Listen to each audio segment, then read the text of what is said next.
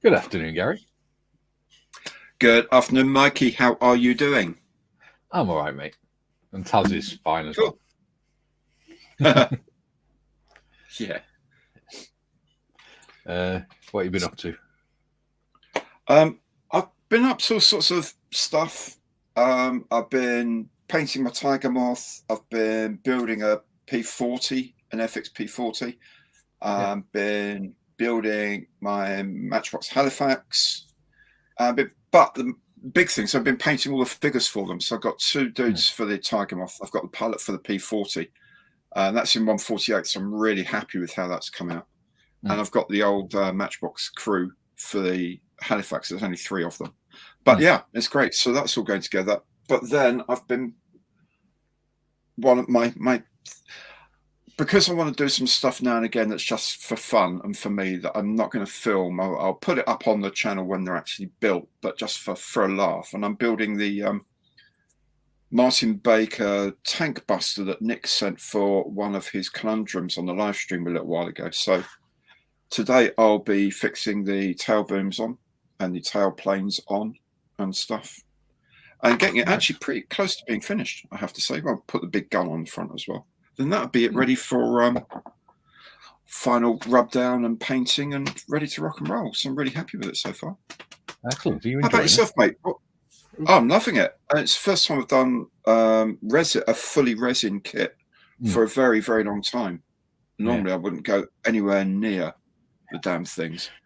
But it's here. It was a challenge. It was it's fun. And because it never flew, and I've only seen about 2 drawings of it, I can't really make it that wrong, if you know what I mean.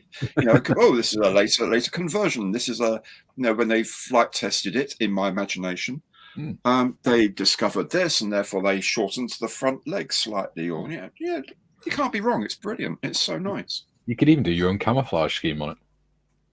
Totally, yeah. The box comes with desert camouflage with the light stone and dark brown and the azure blue underneath.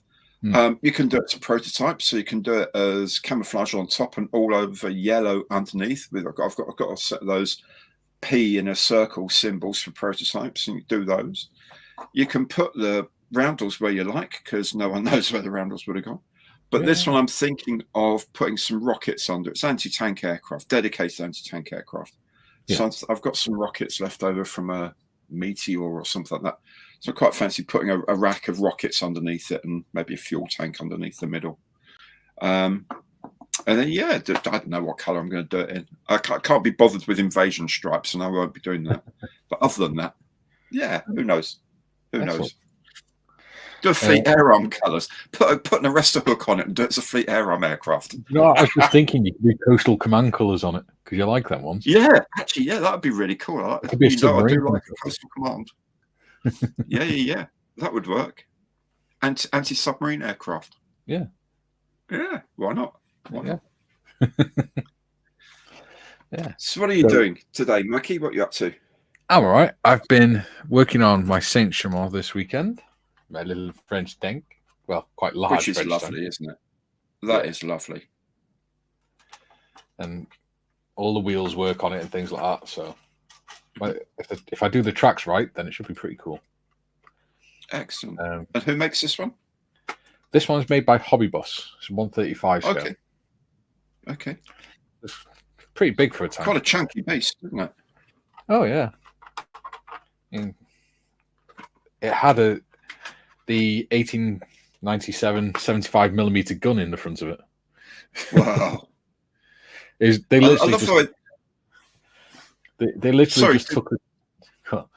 literally just took the tracks from Holt Tractor and went, we could stick a cannon on the front of that. Yeah. And not within the wheelbase. Stuck it in right on the front. Yeah.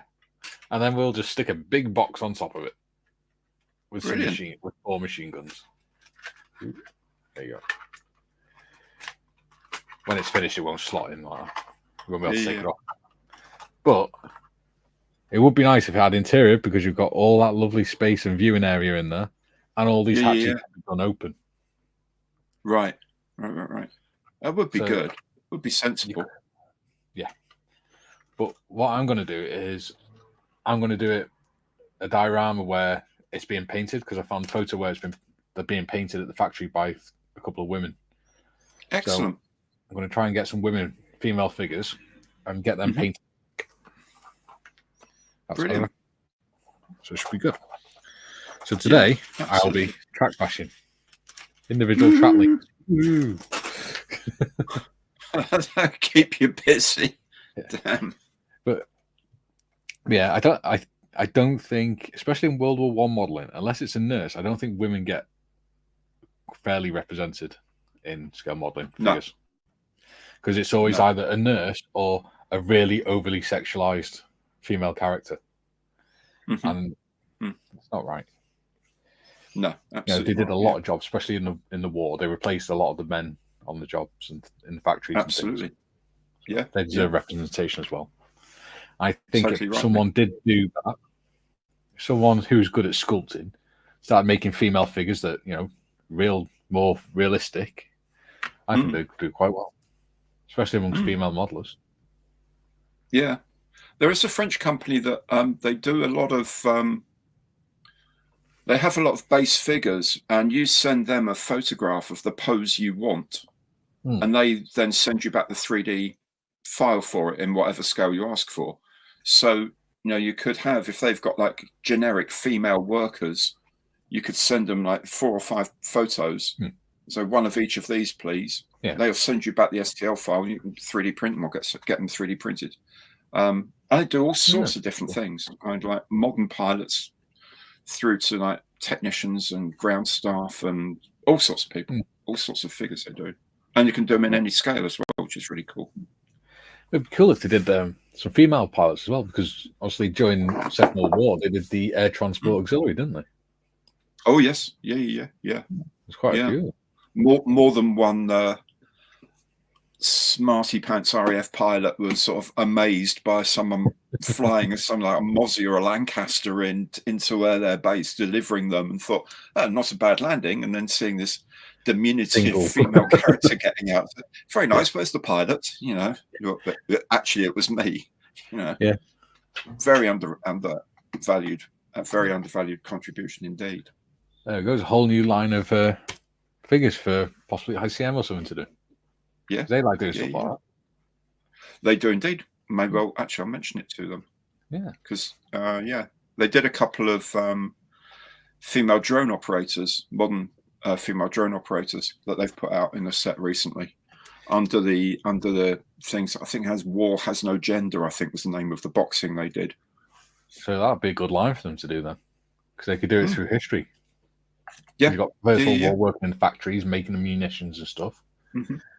Second World War, you got ATA pilots, and WAFs and wireless operators and things, radar. And ever since then, we've had women in the armed forces. Why not? Absolutely. It's about time they got some representation. Absolutely. Not that we're virtue signaling, we just think it's a good idea. Well, it's only fair, at the end of the day, everyone took part in all these things. It's only fair that everyone gets their due representation, no matter who they are. Exactly. It's a team process. It's not just like the highlights, and it's a team. Without all of that team, none of it happens. It's a cliche, but then it's a cliche because it's true. Without every part of the organization working, it won't work. Simple as that. So you can be trained for as many years as you like to be a fighter pilot, but if your chief technician, is male or female, doesn't do their job, or has got you ain't flying your multi-million-pound F-35A. Someone else has got to sort it out for you, because you ain't got the brains to do that. You've got the brains to fly it, but not the brains to make it work. Exactly.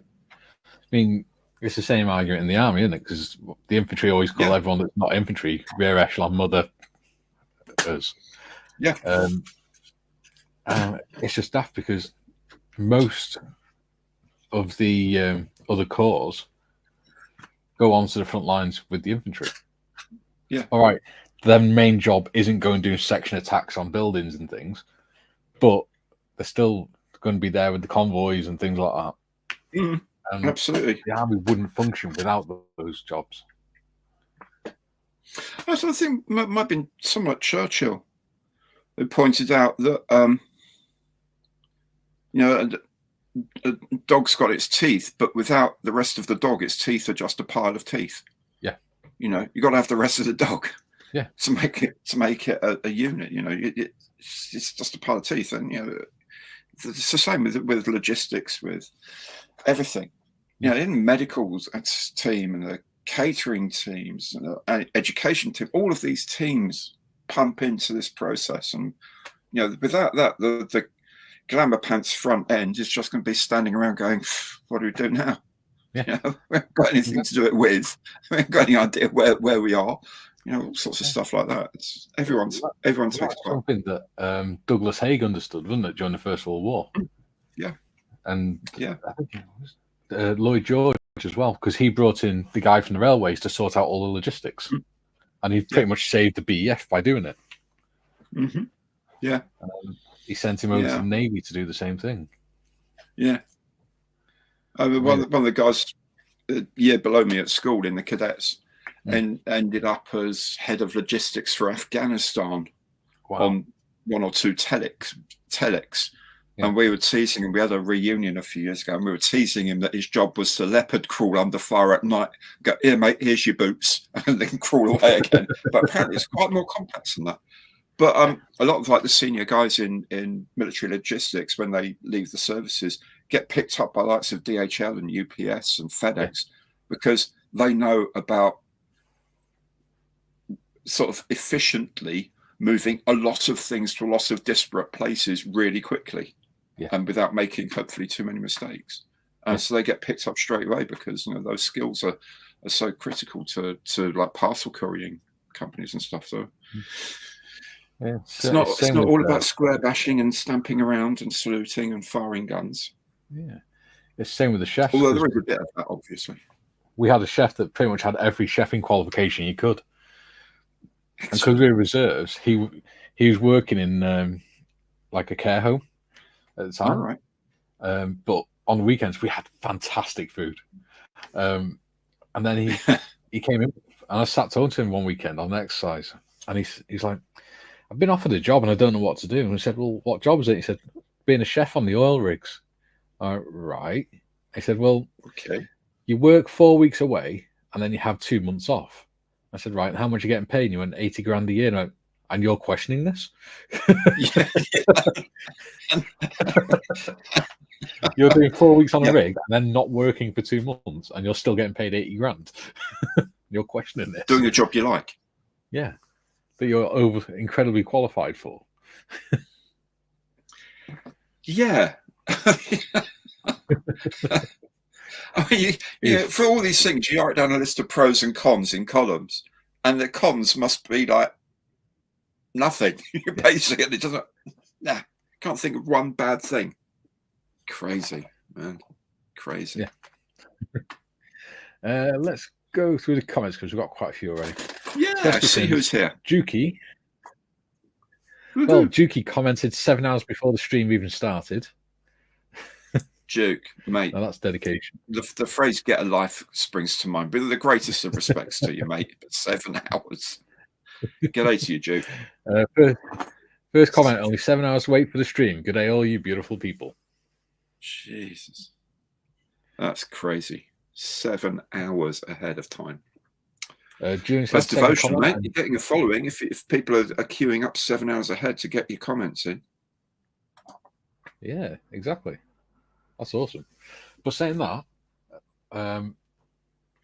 since you mentioned me on the members video on Saturday, and today on your Monday Matters, I've did gone indeed. from 439 to 450 subscribers. Excellent.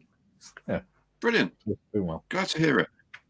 Glad to hear it. Julie says, second comment, I nearly forgot this again. And Julian says, morning, Duke. And he says, oh, it's in 3 hours. Right. I thought it would start at 11 a.m. Be back later then. Well, you're not going to sit around there for 3 hours, Julian, right? Where's the dedication? Duke's been in front of the screen for like 7 hours, man. Yeah, he's been waiting, tapping the desk, waiting. Yeah, like yeah. Well, he's tapped it in. He's waiting for the send, the moment to send. Good lad. That's what I call dedication. Yeah. Tiff says, "Morning all. I hope you're hitting that like button." Yes, please do. Hey, Tiff. Bearded says, "Oh, that's me." He said, "Bloody hell, you guys are keen."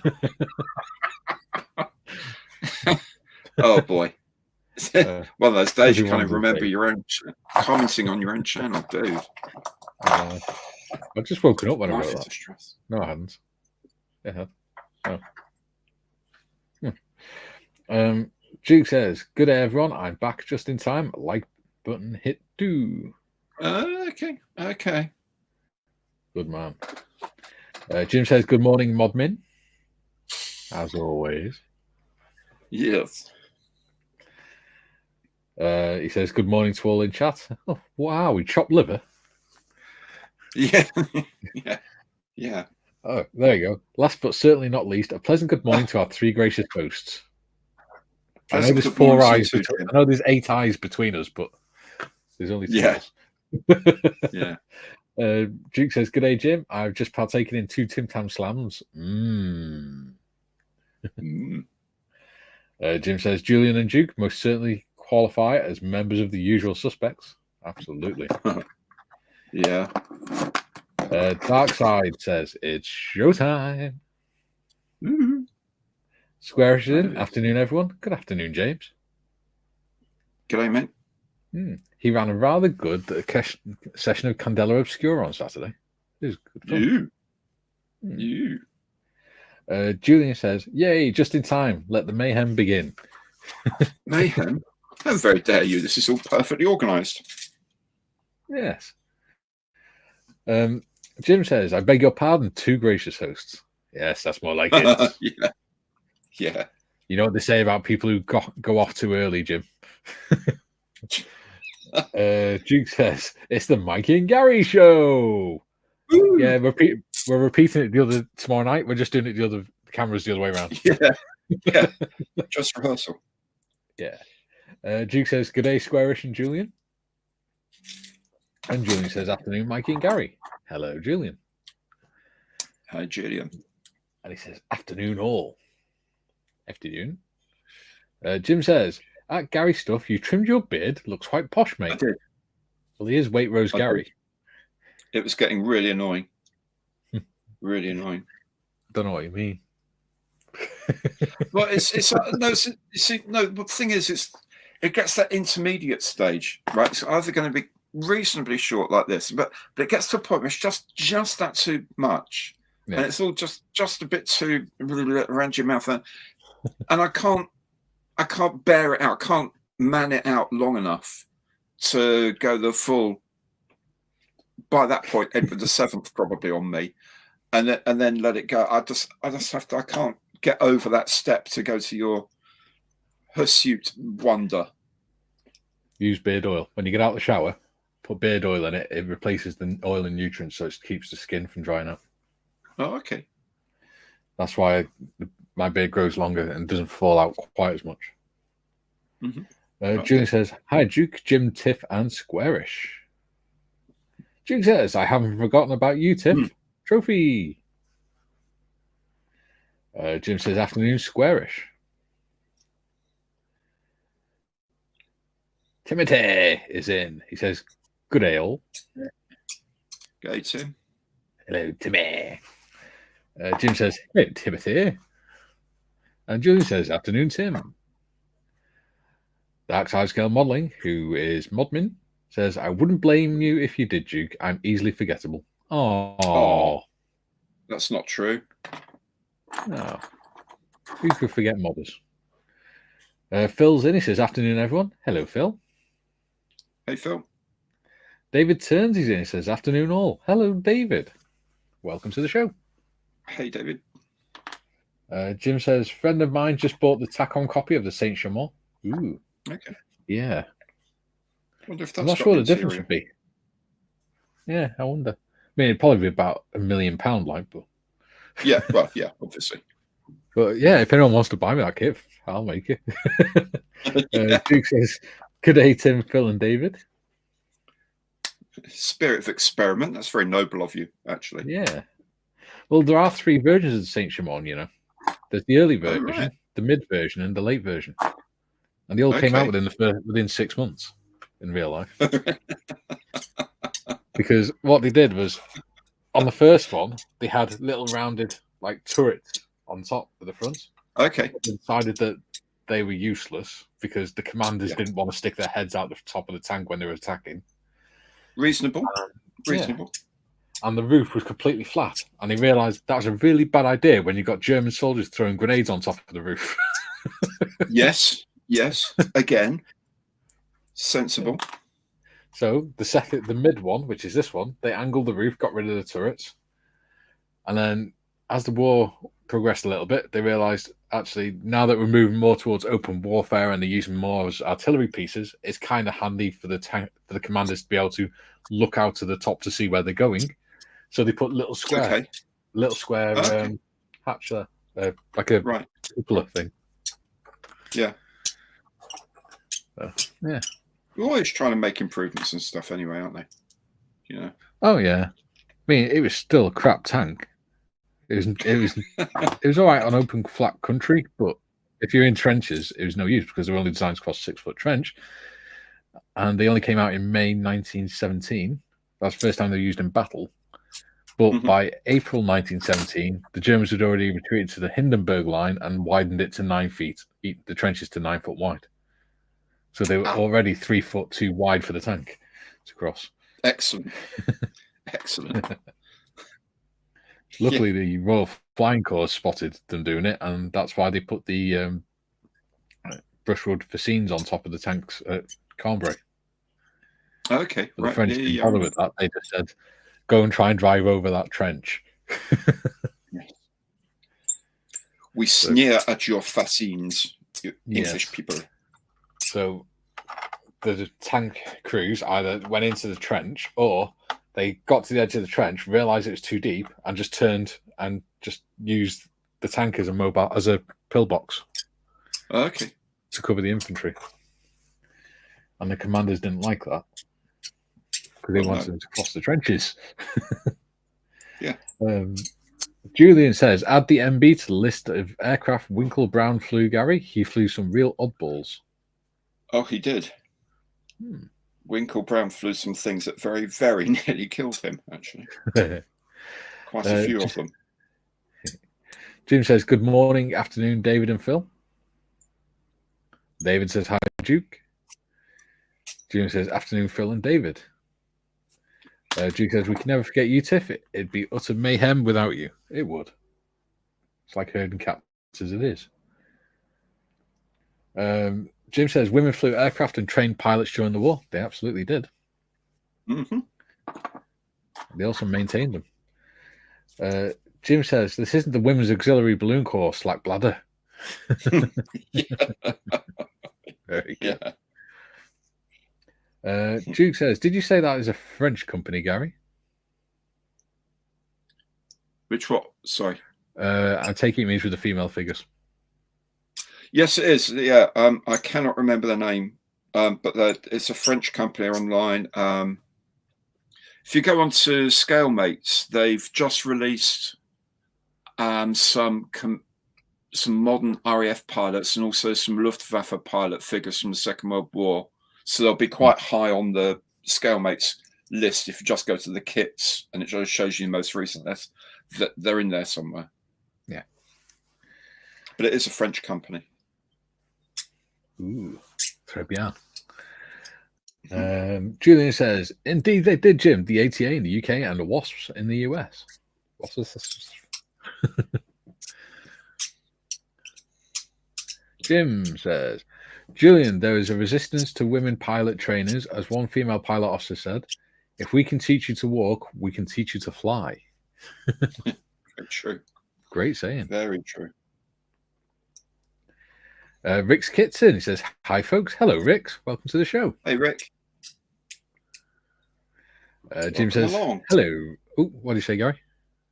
I just said welcome along to Rick. Oh, right. Okay. I thought I spoke over you. Jim says, hello, Rick's Kits. Glad you're here. So am I. Julian, I recall one ATA female pilot flew an Avro Lancaster on her own, and the receiving squadron only believed her after searching the entire aircraft and finding nobody else. Yes. Yeah. I remember hearing about that one. Rick says, hi, Jim. In fact, I've got a feeling it was when the ATA were delivering Lancasters to 617 or something like that, or replacement Lancs to 617, that happened. Probably. Yeah, probably. Yeah. Julian says, another ATA pilot was landing a Typhoon and the bottom fell out. When she got out, a cheeky sod officer told her to deliver a complete one next time. Yeah, the way they worked, the ATA pilots, was insane. They were literally just, they'd find out what plane they're going to deliver that day, and if they'd never flown it before, they were just told to go and sit in the plane for an hour and read the instruction book and then fly it to the destination. Yeah, it was insane. There's I was watching an interview with one of the ATA female pilots, and her logbook was just a different aircraft every day. Amazing. Yeah, it's mad. Julian says, hi, Rick. Kieran says, afternoon all. Tiff says, Kieran. Welcome, Rick. Jim says, hello, Kieran. Kieran says, hi, Jim. Julian says, 451 subscribers, Mikey. Oh, you finally subscribed, have you, Julian? Good man. About time too. Yeah. Rick says, hi, Julian. Duke says, good day, Rick and Kieran.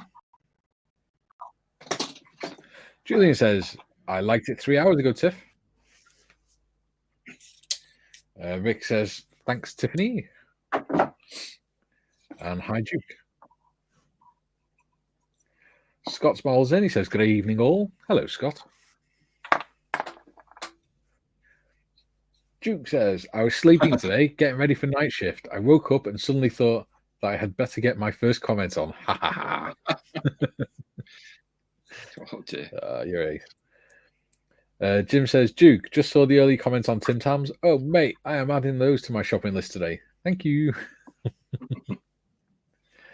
Jim says, suspected but not convicted. I has an alibi. Yeah. Darkside says, I still haven't tried Tim Tams, though I did buy a pack of hobnobs this morning. Oh, yeah, you got to try Tim Tams. Absolutely. They're not cheap, but they're nice. I'll finally admit it now that John's not here on the live stream. Yeah, they're all right. Yeah. Yeah, because it's midnight over there, and he's got a flight at 6:45 in the morning, so he's not here. Brutal. Yeah. Jim says, Scott, good morning for me, good evening for you. Kieran says, hi, Duke. Julian says, it could be worse, Mikey. Gary, other men who haven't shaved get designer stubble. I get moth-eaten badger. Yeah. Duke says, good day, Scott.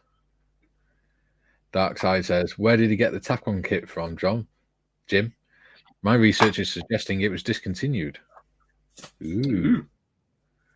Could be a second-hand market. We'll talk about that in a minute, actually. Jim says, Tiffany Lewin, he bought it via eBay. Ian Ellison's in. He says, hi, Mikey, Gary, and all in chat. Got my ticket for Telford and sub. Excellent, thank you. Yes, I shall be at Telford too. And so should this one. Yep. It's compulsory for him anyway, but it's work. Yeah. It's tax deductible for me, mate. What are you talking about? He's still getting an Uber over to the hotel. Have a beer in the bar. Oh yeah, I'm not going to be driving from the hotel to Jesus, no. No. Well, I think what we're doing is we're going to get a taxi from the hotel to the centre, and then on the Saturday, but then on the Sunday drive there and then drive straight home from there. You're right. Makes sense to Jim says the Tacom State Chamot is typical Tacom quality, the only exception being a two-piece main gun barrel. Not impressed with that. Yeah. Well, it's got an interior. I don't see how it'd really be any better than the Hobby Boss one. And the Hobby Boss one's about a third of the price. Jim says, Ian, hello and welcome. AD's in. He says, hello, chaps. Hello, AD. Yeah, still on his holidays. Excellent. He's done that many hours the last couple of months that his boss actually told him he was not allowed into work for a week. Wow. Because he hasn't taken a day off. Just loves what he's doing, man, and that's a good thing. Yeah. And the photo he took of the ships coming in is being used in the company calendar. Wow. Wow, brilliant. Junior says, unlike the Wasps, ATA pilots weren't taught instrument flying, so in bad weather or at nights they couldn't fly. Caused an argument when Malta was short of aircraft. Yeah. Imagine. Tiff says, and me, still need to get the tickets though. Yes, I'd get them quick. Darkside says, hello, AD. And Jim says, ahoy there, AD. And we finally reached the end of the comments for now. Hey. 32 minutes in. Well done. And we still got 14 people watching. Woohoo. Even better. Oh, in fact, I can put the link in. It's fine. I'll put the link in for a change. And then I can start doing some modeling.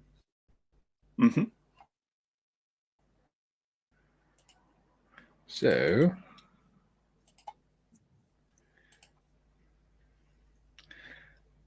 there is the link. Oh, modders, just put it in at the same time as me. We've both put the link in. If you want to come up on the panel, feel free. Do some modeling with us. I'm going to be going down to desk cam now. Bye. If I can remember which camera it is. Oh. Welcome to desk cam. There it is. There it is. Speaking of which, my sticker. Oh, very smart. My little sticker. Very I've got good. one coming off Bristol Scale Modeler as well. Bristol Modeler. But it's not coming in paper in post yet. I think the postman's on holiday because we've not had any mail for like 5 days. Oh, that's rural. When your postman's on holiday, you don't get any mail at all. Yeah. That's proper country, that. Well, we had sometimes we have a female postal person, and a few weeks ago, the mail was late. I'm like, what the hell? And we looked out the door, and she was in somebody's front garden who was out at work playing kickabout with a football in their front garden with the bag over her shoulder, just kicking it against the wall, and then just wandered off. Yeah. She was there for about 10 minutes doing it. A bit weird. Yeah. My wife's like, should I report her? I was like, no, just leave it. Yeah. She'll get caught. It's her own fault. They'll want to know why she's late back every day. Yeah. Jim said, Gary, did you enjoy the Bears game yesterday? How were the hot dogs? Hell yes. What a game. What a game. Absolutely brilliant. Loved it. Bears have got a properly good quarterback now. I didn't know much about him. He's new and he's superb. Really, really learning his craft. It's so good to see. Look who's joining us today, Gary. Hot dogs were great. You'll love this. Bears won, but the Bears won big time yesterday. And it was in London. It was at the Tottenham Stadium. They're playing 3 games today.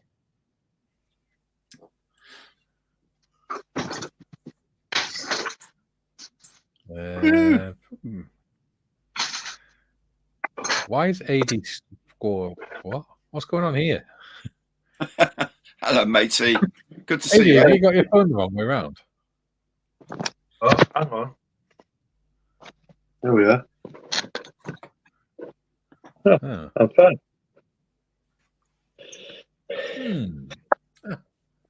Okay. Yeah, I How are you, Eddie? I'm all right. Thought I'd pop on for 5 minutes while I'm doing a bit of modelling. Why not? Excellent. We've missed you. I think it's the first time you've been on my channel, isn't it? Yeah, I think it is. Yeah. I've been, obviously, I've been a bit busy. Yeah. Yeah. Working hard. Well done with that photo, by the way.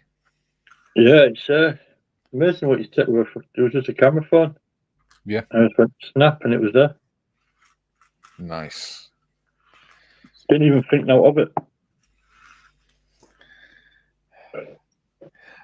Tiff says, Gary, is the French company Print Figures by any chance? Print Figurines. Yes, it is. I just double checked on Scalemates. Yes, it is. Print Figurines. There we go. This is the company. Jim says, hello, AD. Hello, Jim. And Duke says, good day, AD. Hello. Well, I'm working on a little ship. Ooh.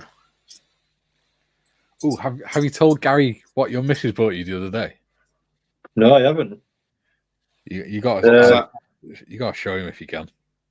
My better looking half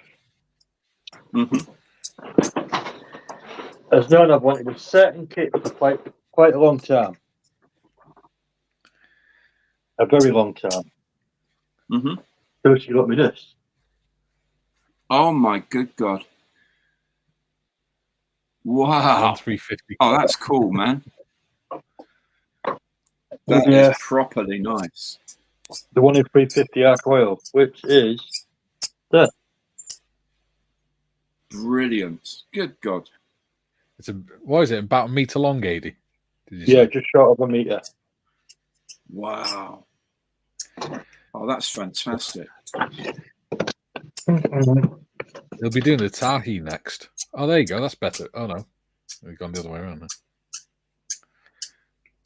No, next on the bench is, this will probably take me up till Christmas. Next on the bench is the Prince of Wales. Nice. Wow, same scale. Are you going to be a shipwright now, are you, AD? No, I was sat and I thought, I'm really interested in the Bismarck. Yeah. And I said to my missus, I said, my aim is I want to make every ship that was to do with the Bismarck. Yeah.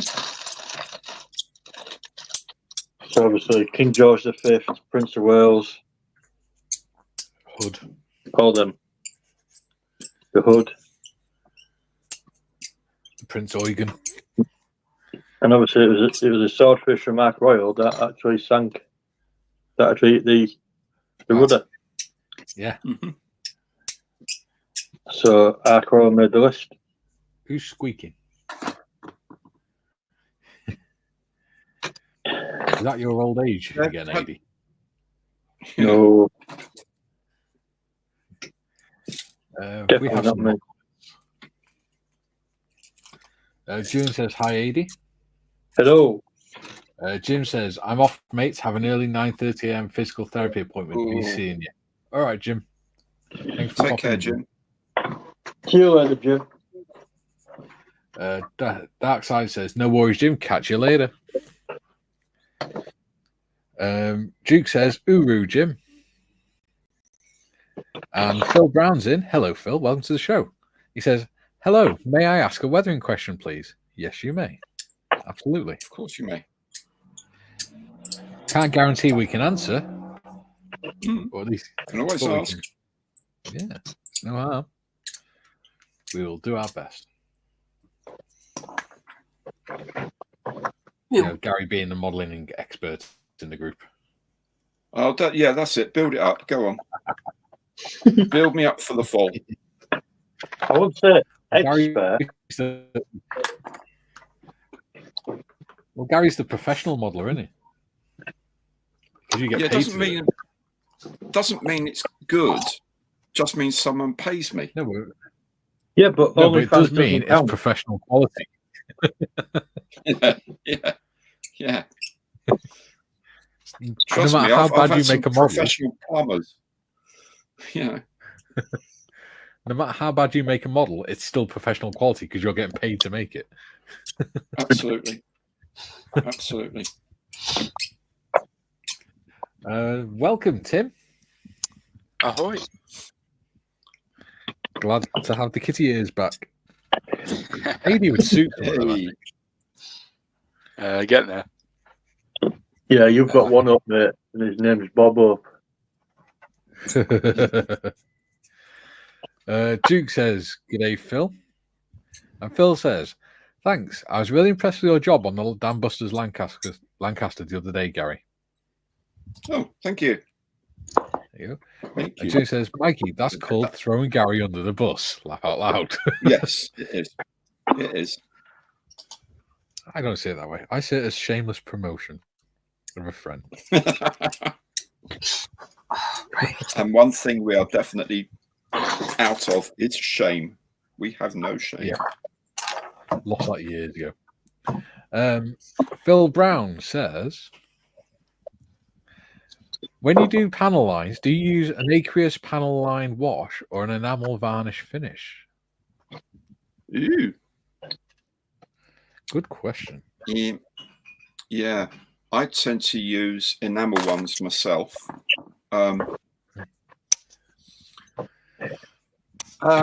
Yeah, I because if I'm going to be doing panel lining, I'm tending to put either a satin or a gloss varnish, normally a gloss varnish down over the panel lines first, and I find the enamel ones run into the lines better than the aqueous ones. Just the way I do it. That's all.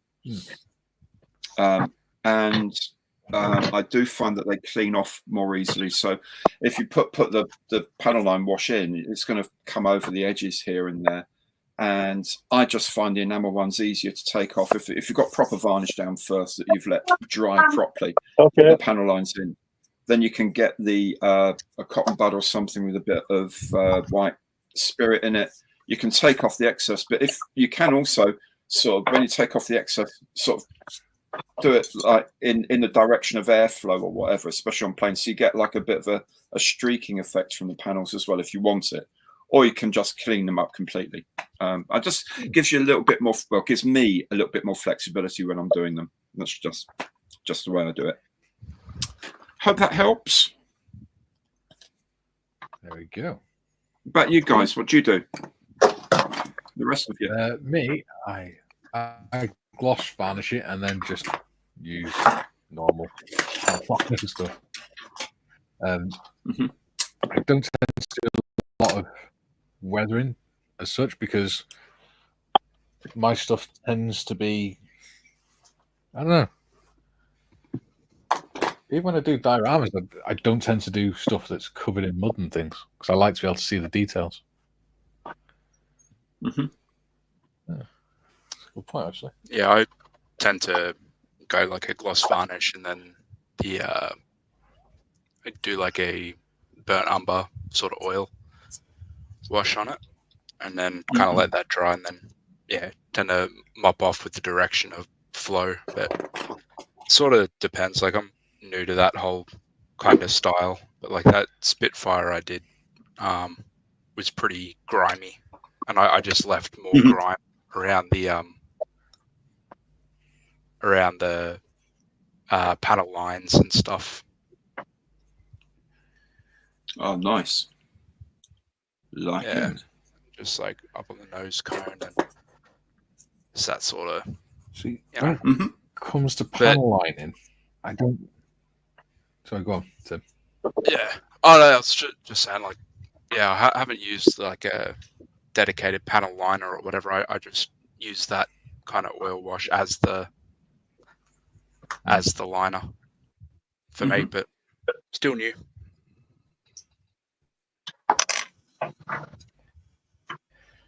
See, in terms of panel lining, I don't tend to do it that much.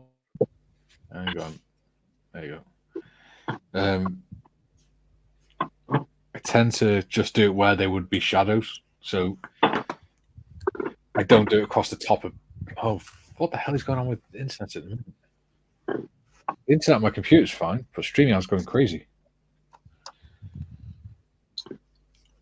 I tend to do it only where there'd be shadows and stuff.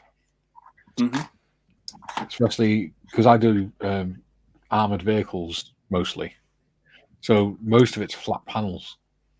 But also, one of my favourite memes that I saw a while back was one of a picture of a Spitfire on a runway, and it was what a pilot sees, and it was just this beautiful the Spitfire, and then it was what a scale modeler sees, and then it was a Spitfire with all black squares on it and things.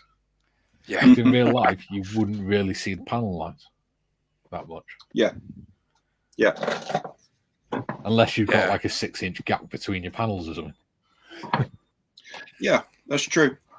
But then I guess it's all about representation, isn't it? It's all about but we're not making exact models because things like when people say you haven't got any crew figures in this plane, well, sometimes the plastic process means that the wall of the plane is so thick, it comes out like essentially the plane would have like a 6-inch thick wall if you were making it exactly to scale, so you can't fit a lot of stuff in.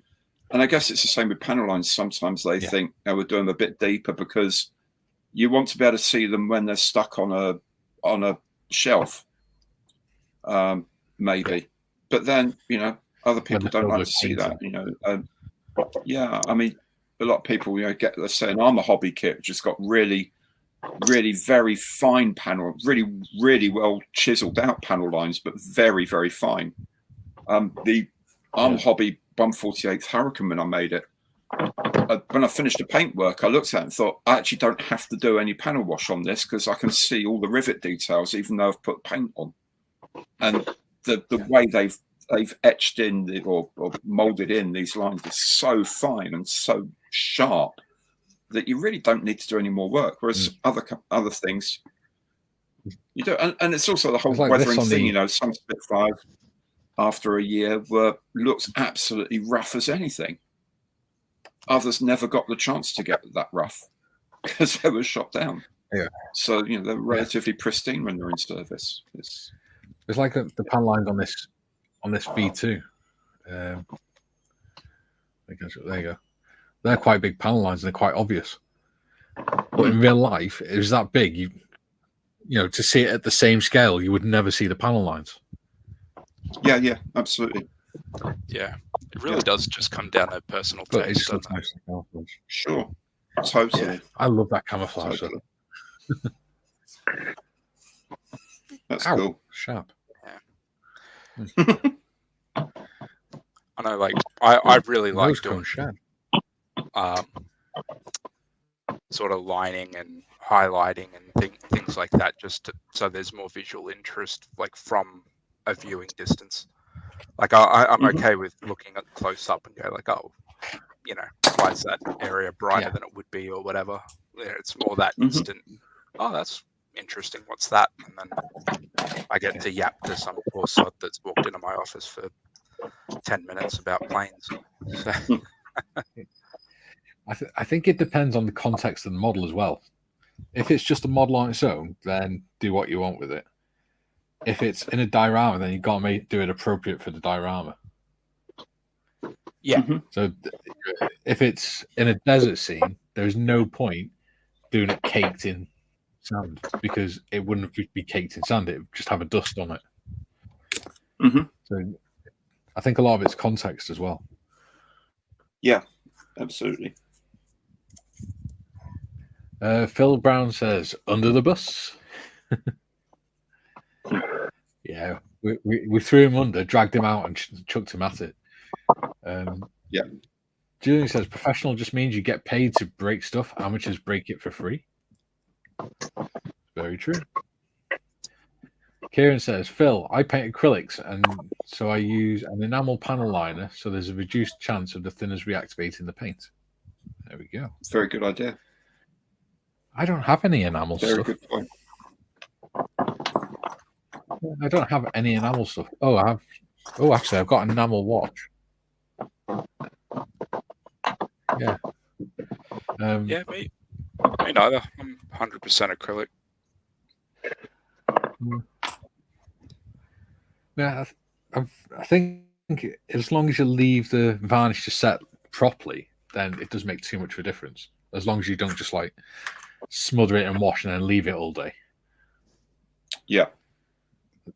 As long as you get it to where you pretty much want it within like an hour or so of putting it on, then it tends to be all right, even if it's acrylic on acrylic.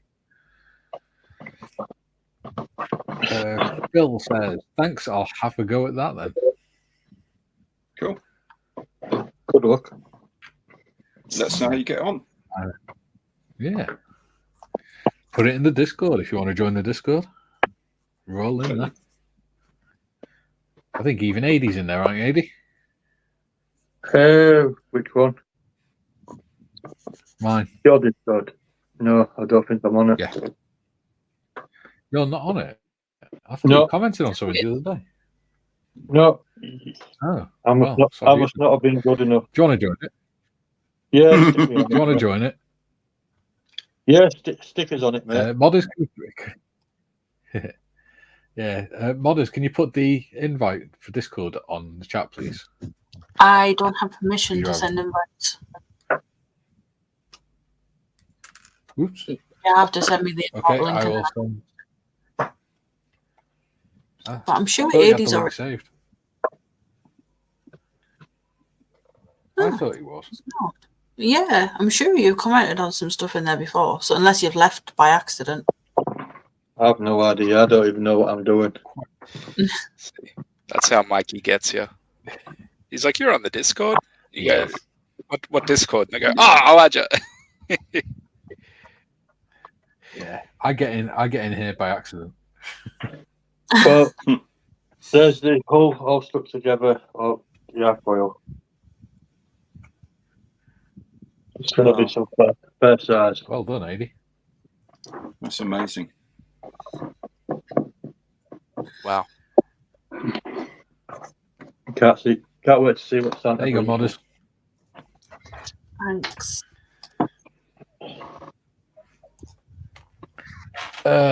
Phil says, "Thanks to Kieran."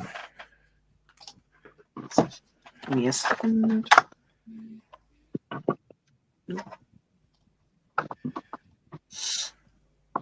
Phil says, "Weathering is a new art for me. I think it's the devil's magic." I genuinely do. Julian says, "Afternoon, Kieran." Yeah, it's the devil's magic. But I am trying to do more weathering. But strangely, I'll deliberately not be weathering this because it's supposed to look brand new in the factory because they're painting it outside the factory. So it's one of the few kits where I can actually say that's not supposed to be weathered. Okay, I bet when the Allies hi, Julian. I bet when the Allies finished bombing the factory, it was a bit weathered.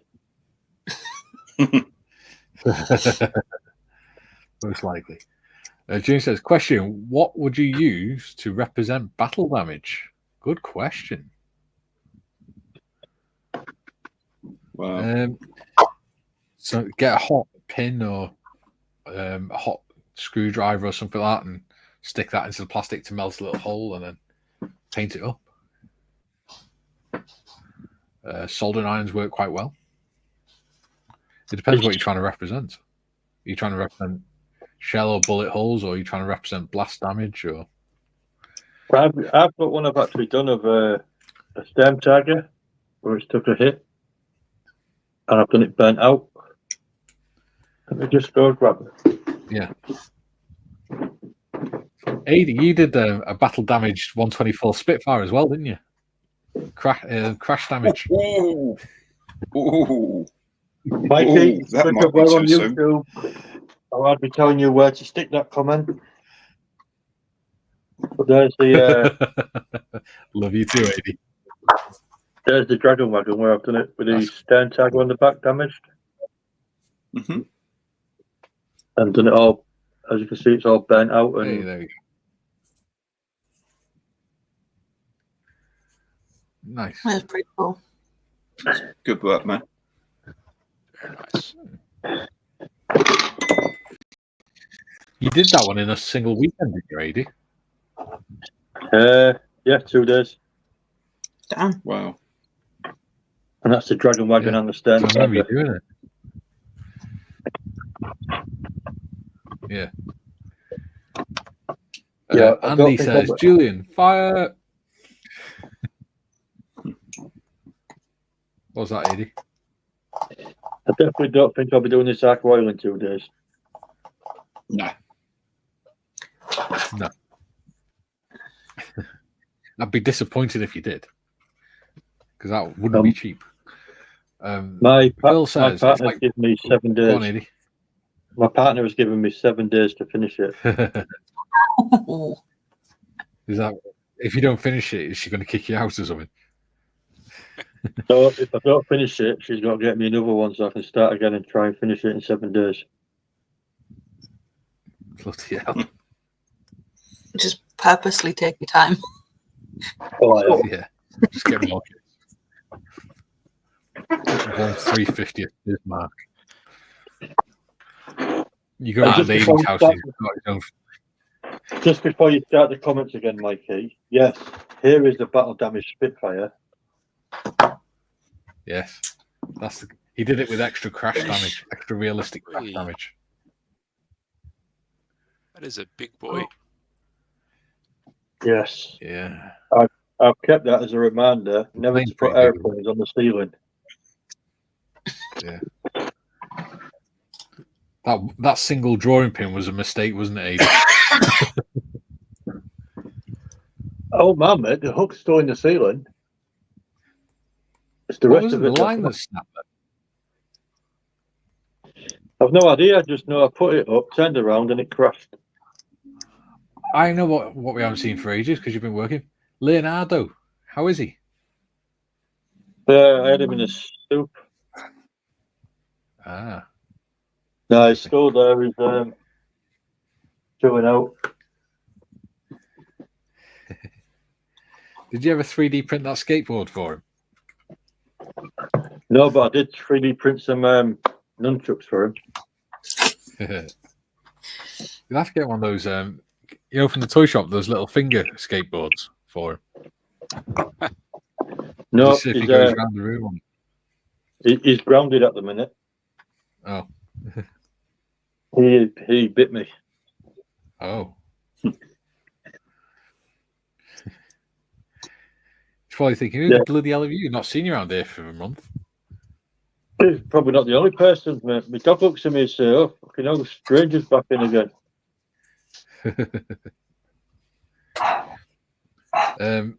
Phil says, it's like pre-shading too. Really difficult to get right, especially on that Lancaster that has so much black on it. Yeah.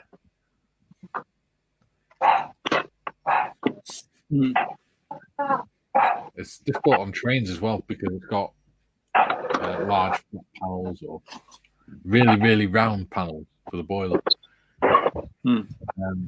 June says, rescaled parts. Lancaster aluminium was 1.5 millimeters thick in reality. 172 of that would be 0.02 millimeters. The model will have zero rigidity. Correct. They'd have fun moulding that as well. 20 micron thick Artist skins. Oh, yeah. June says, hey, Adi, fire at who? Not bloody poor Will again. Leave Will alone. Sorry. Not Adi. There we go. Tish put Discord link in there, so if anyone wants to join the channel Discord, you're more than welcome. In there we have some really random chats about scale modeling and other stuff. And there's even a channel for people who have pets to share their pictures. I looked in there the other day and I didn't realize how busy that channel was. Yeah.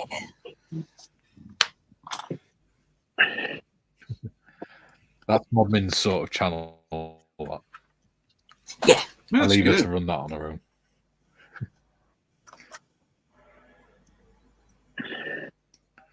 What can I Andy say? says, "Hi, Julian.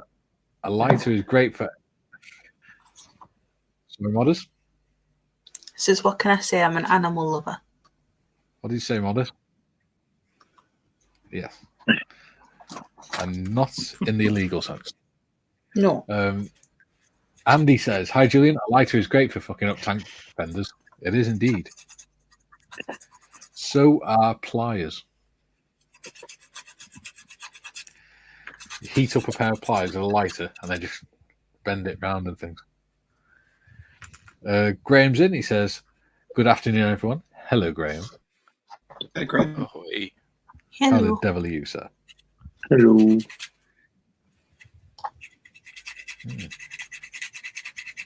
Hello. Dean says, "Battle damage will be about the only use for a Mr. Crap model. It's not supposed to look any good." Yes. Yeah. About right. Phil Brown says, "Work calls. Sorry, I have to leave, but thanks for the advice." No problems, Phil. Thanks for Good to joining have you us, here. mate. It's nice to have new people in the chat. Yeah. Absolutely. Speaking of which, we still have one space on the panel. If anyone wants to come up, more than welcome.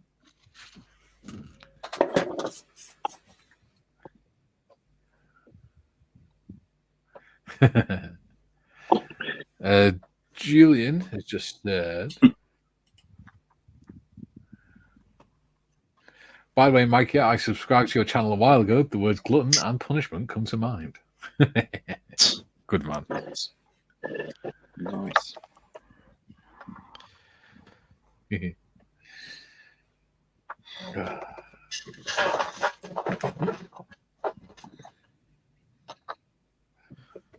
So, you looking forward to Nick's conundrum tomorrow, Gary? I am. Mainly because I have not a single clue what it is. But for some reason, he's now gone to this interesting shade of lime green for the wrapping. Used to be Look pink. what's just come up once I said that. Literally, he commented just after I said Nick. See, I'm very carefully not showing you the other side because the other side's got the clue on. Ha ha ha.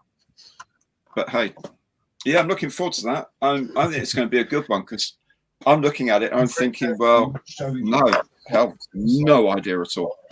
So, Nick, I think you could be getting some points back tomorrow night, mate. I'm looking at it and I'm thinking, well, Who's got another one in the background? so Yeah. Nick, I think Julian, have you got your telly on? you're getting some points back tomorrow night, mate. There you go. I'm looking at it and I'm thinking, well, Who's got? There we go. No. Oh, no. I had to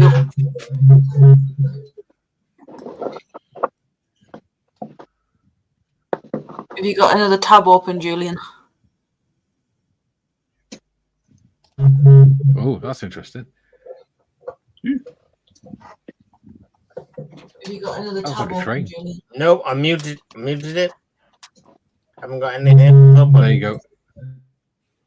Oh, no. What the hell is going on? I don't know, but it's bad enough hearing you lot once, never mind twice. Speak for yourself, Eddie. Yeah. Good to have you back, AD. I know you've all missed me. Oh, You've got something else absolutely, open, mate. Julian. Maybe close the YouTube tab. Just close the YouTube altogether. Yeah. Right. Usually you have to close the YouTube if you're on StreamYard. All right. So I muted the tab, but it didn't seem to make a difference.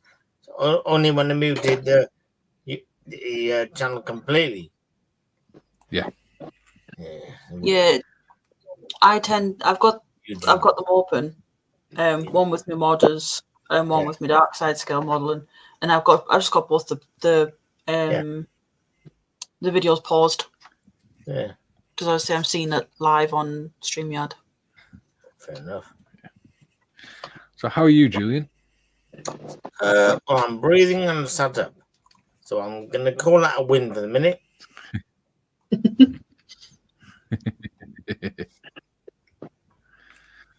Nick Johnson says, Mystery Box Nick is here. Duke says, good day, mystery.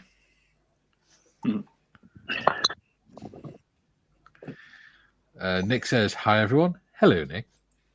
Hello. Thank you for joining us. Good afternoon, Nick. And he says, you will love it, Gary. Okay. It's a naffy wagon with the all-round defence, isn't it? Yeah, it is. Yeah, it probably is. Yeah. It's your diorama. 135th. So I've got the scimitar next to it. The scorpion next to it. And I did not say a word. Yeah, Nick, I can show you the old hey, I've Martin Baker getting on nicely.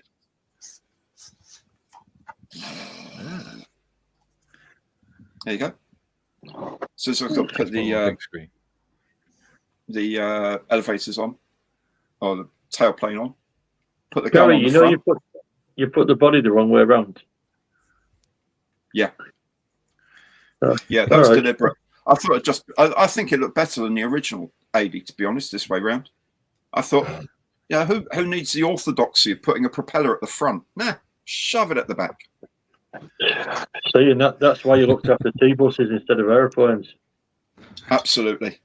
They wouldn't let us near anything that went up as well as along. Along was all we could deal with.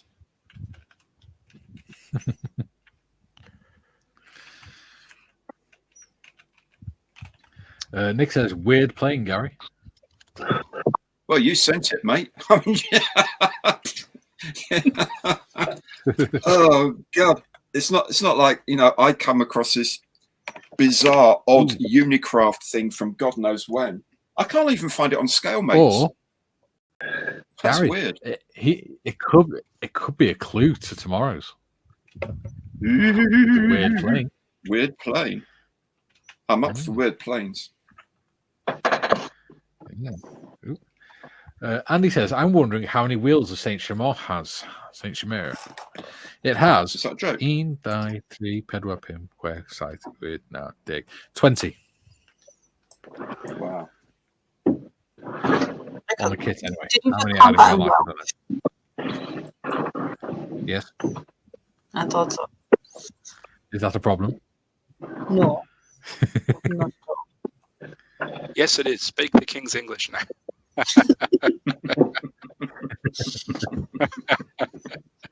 Not in my country, son. Not in God's country. Nick says, you didn't expect normal from me, did you? No, absolutely not. I would be offended if it were a normal. It could be a double bluff, though, couldn't it? Could be a subtle double bluff. You never know. You never know. I'm fascinated now. It could be a Warhammer kit for all you know. That would really throw him off and get him some points back. Well, the previous conundrums are anything to go by. Nick doesn't do subtle. So it won't be subtle. I don't know.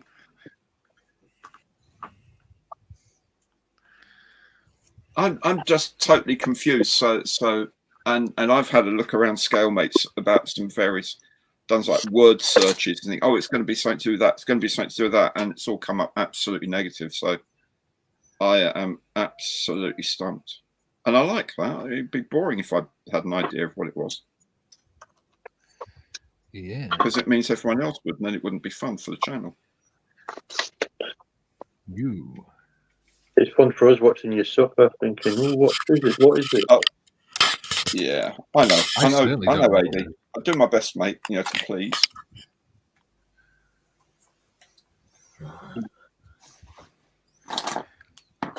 I certainly don't know what it is because I haven't even seen the clue.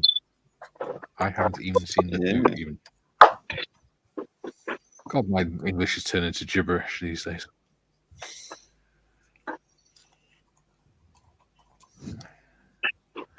Wow, these tracks are tight fitting. Should be good. Actually, I was having a think last night, which I know is surprising, but Well done. this video that I was working on, the tadpole one, it's 20 at the minute. It's 20 minutes long, and the first 10 minutes is the history, and the second 10 minutes is the kit review. Mm-hmm. Now, do you think I should redo it the way I originally intended, or should I split it and just put the kit review out first? Because the audio's all there. All I need to do is retake the photos, and then do the history video at a later date, which is going to require me to find 100 and odd photos. Or, like I say, should I just leave it as is and do it all in one? What do people think?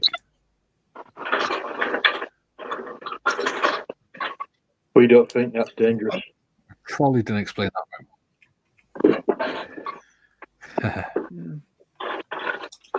I'd be tempted to do it all in one, because if you've done the work already, don't mess around. Just get it out and try it.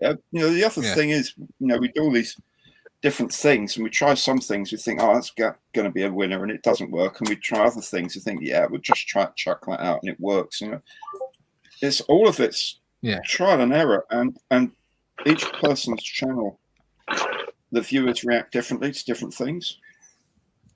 So, I'll look at other people's stuff on a build I've done and look at the way they've done it. And I thought, I could never do it that way. That just doesn't sit right. But they've got a lot of views. Or I've done a kit that they've done, and I've got like 3 times as many views as them. And I don't, because I've done a different approach. It just doesn't. There's no hard and fast rules really. But I think you just have to go with what you feel is right. What involves the least work, frankly, and what your people respond best to. If they want a bit of history as well as a kit review, that's what you give them. And also, if no one else does that sort of thing, then you become known as the guy who actually puts in some really cool history along with the kit review. True. Whereas at the minute, I'm just sort of known as the guy who does live streams, a lot of live streams. Okay, well, and the occasional nothing wrong with video. that. There's nothing wrong with that, because there's some people out there that's basically all they do, and they make a lot of money. So, yeah, that's true. I don't make any though. Before anyone says it, I don't get paid to do this. I do it for fun. Early days, mate. Early days. Have you tried making faces at the camera while taking your clothes off?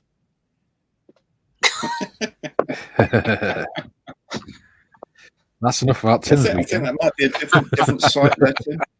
I think that's a different. What you and John get up to at the weekend, Tim?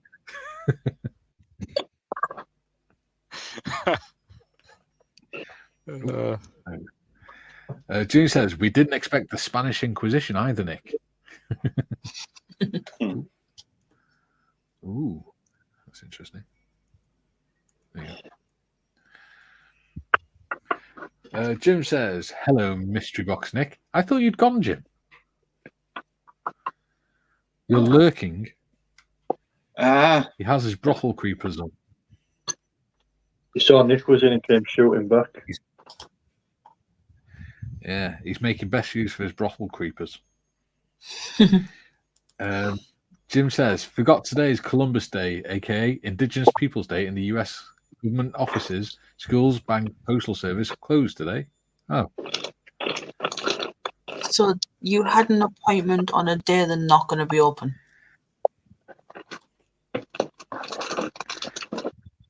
Well, ain't that just genius? Wow. The American dream right there. Come on, get in. Oh my God. Well, that's just broke the bloody tabs on. Yeah. Jim says, got here in record time, still another 15 minutes to appointments. There we go. Yeah. Oh, for...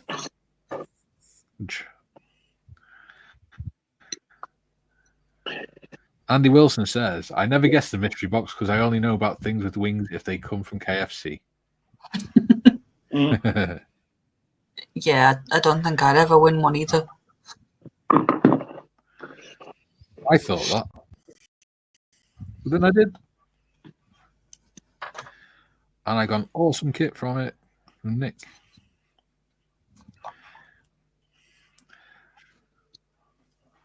Somebody bloody using ladders outside.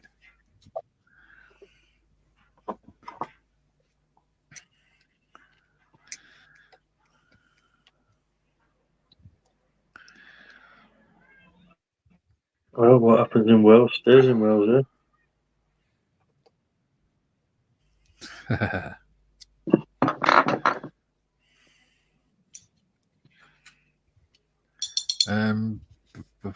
Jim says,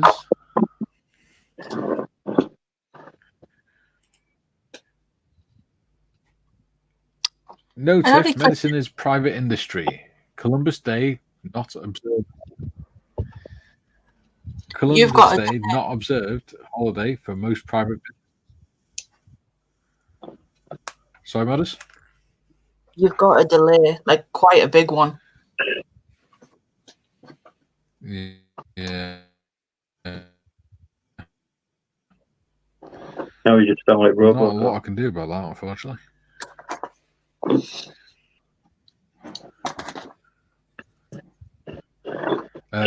Yeah. Notice medicine is private industry. Columbus Day not observed holiday for most private businesses. Yeah.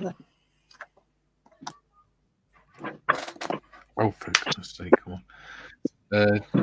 Duke says, Andy, I always feel ripped off when I get wings at KFC. Ha ha ha. Yeah, please. Nick says, my thought is if you have a separate history video, you may get viewers who are not modelers. Plenty of people out there who love tanks but don't model. True. Very true. Very true. Very true. You could do both. You could release just one with a history thing, and with the thumbnail, bigging up the fact it's a history thing, and then tack on the review, but then do a different thumbnail, so it's clear it's a review with some historical context, whereas your other one is pure history. Yeah. Have a crack at doing that. Thumbnails are really powerful things on this YouTube nonsense. Yeah. Yeah, it's. Andy says some weird people out there who model but don't like tanks. Yes, they're the strangest of all. Those strange aircraft modelers. I think I might. Something that's discussed on them.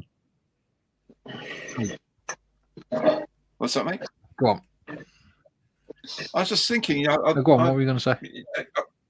I'm going to trying to do some figure out what to do this week, because I don't want to spend too much time actually filming stuff if I can help it. So I thought I'm going to build a Tiger. Yeah. Tiger 1. And I'm going to build. Oh, is it the Tamir kit? Where is it? I'm going to build this one. Oh. The FX135. They're good then. Oh. I did the Sherman on a live stream one day. It took 2 hours, but literally just 2 hours. And it was brilliant. I loved it. I think it's one of the most underrated things FX have done for ages, are these 135th tanks, because the tracks work. It's basically like fancy Lego, but Lego Technic, because the track's actually working. You can push it up and down. You can make turrets and all that. But you can build it in 2 hours. So I was thinking of doing a build of that this week, because I've really enjoyed building the Sherman. Honest to God, we're not sponsored by Airfit. What's that, mate? I said, honest to God, we're not sponsored by Airfit. Yeah, honestly, if we're not. Any companies would like to sponsor me. Yeah.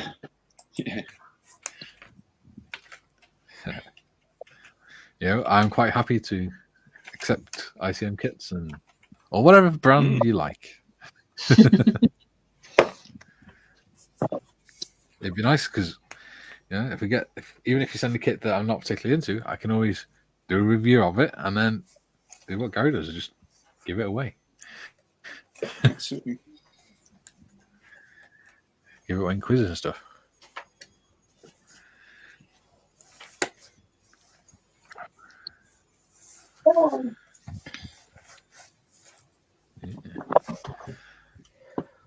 I've hit a bit of a dead end, unfortunately. Oh no! Is your growler not playing today? No. I've gotten to a point where I don't want to push forward because I'm waiting for the Psyheart decals to arrive. Mhm. And if I keep going, I'm going to be impatient, and I'm going to use some of the decals in the box to do some of the details, and then the decal kit will arrive, and then I'll like certain things more and want to go back and put more varnish on it, so I can put more decals, and it'll be a mess. So yeah, I know what I'm like. So instead, I'm painting Lord of the Rings miniature today. Nice. Well, if it makes you happy, go for it. Mm-hmm. Yeah, just thought I didn't have anything else on the go, so I figured I'll do a little kind of diorama thing of Glorfindel, like in a forest. Might like wire a little LED and stuff, so it's like a ray of light coming through the canopy. You know, just something like that. Nice. Just like that. Yeah. Oh god, these tracks are bloody pain in the bum. Is that one of the Warhammer Lord of the Rings, Tim? It is. Yeah, it's one my brother gave me about a year ago, I want to say. Yeah, I painted a few of those a few years ago. Yeah, they're small. They're smaller than what I'm used to painting with miniatures. I think it was part of the copyright agreement with Tolkien's estate that the Lord of the Rings Warhammer had to be a slightly smaller size than the Warhammer figures, so that they couldn't be played side by side. Oh, okay. I think they have to make them a slightly smaller scale. Yeah. Oh, well, that would make sense. Yeah, the Middle Earth game is a little bit more niche than the whole Warhammer scene, but my younger brother, he's well into it. He's got like a faction of pretty much each army. So he's got like, Angmar and Gundabad orcs. And the orcs. Yeah, all that. And they've just come out with a new edition for War of the Rohirrim. Just for the animated project that they're doing. Sure looks pretty cool, but right, some cotton. Cotton. Don't need needles. Jim says, now going in for my appointment, signing off for real this time. Be seeing you till tomorrow. See you, Jim. Yeah. Good luck. Bye. See you, Jim.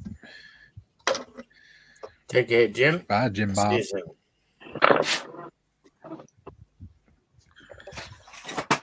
And Gordon says bye, Jim. Ooh.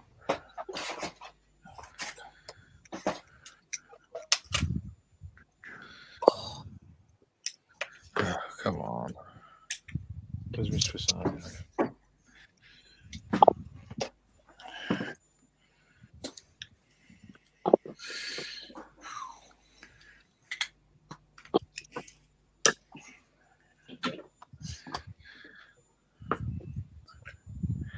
Derek Palmsey says, good afternoon, gents.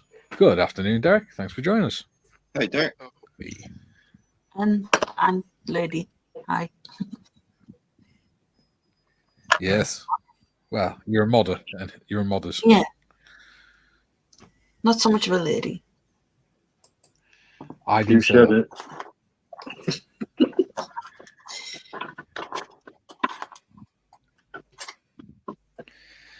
Right. Super duper glue.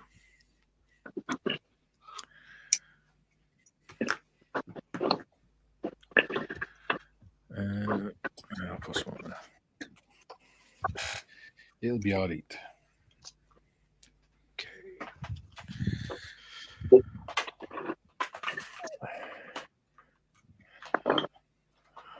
What are you working on, Modest? This is the last model in my Warhammer Stormbringer collection, and it is the Swamp Boss Scumdrack. It's quite a weird model. It's like a monster thing. Ah, I see. Yeah. Like so. Right, I'm going to get off because it's dinner time. All right, Eddie. Right. Good to see you, Thanks Eddie, for mate. joining us, buddy. At some point. No worries. I'll catch you at some point. See you, man. Yeah. Maybe about another 7 months, something like that. But take it easy. I'll catch you all in a bit. Yeah. You take care, mate. Right. Bye.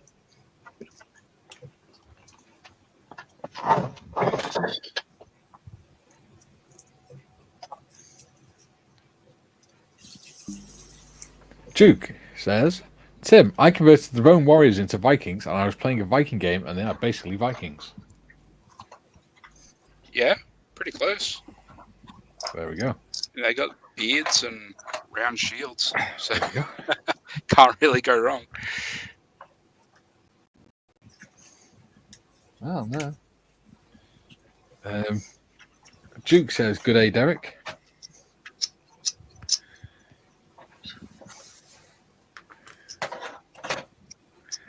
And Julian says, sorry, guys and gals, StreamYard had a fit.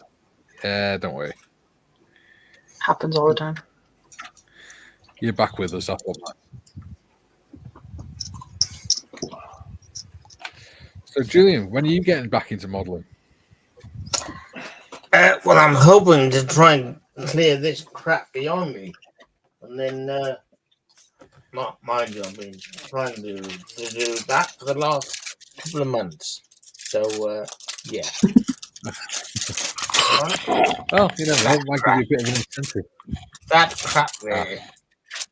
I'm going to get rid of that crap. Well, you never know. The thought of modelling might give you some incentive. It's only the last decade of a post.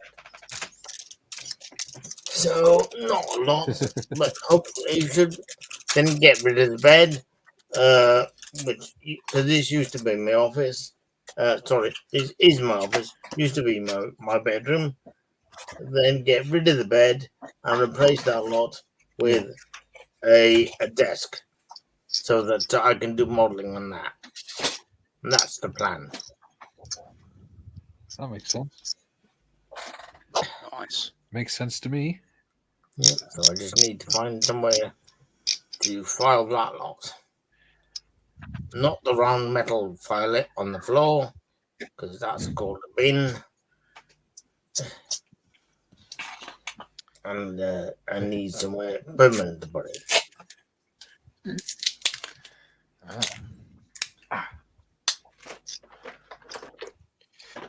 It's definitely on my checklist is to put together a dedicated desk for hobbying. Yeah. Because right now it's just at my normal computer. Yeah, see, I used to have my computer further forwards on my desk, but then I put a unit behind it, so I put the computer on top of the unit. Yeah, I've got a whole setup sort of thing here. I got like 2 screens, and the printer is just here, and the tower's just there, and and I got to use it for uni and all that stuff. So pulling out my mountain of paints and everything is just a hassle.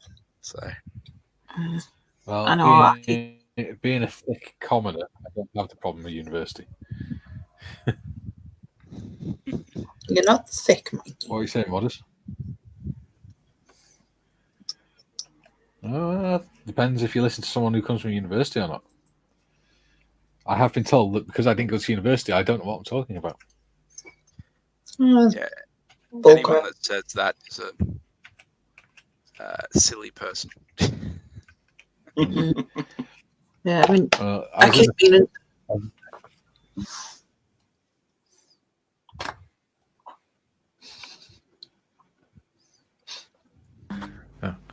I was having a political discussion with someone ages ago, and because they couldn't win the debate, they said, "Well, I went to university, so I know what I'm talking about. You didn't." And I went, "You did art history about 40 years ago. What do you know? What's that got to do with modern day politics?"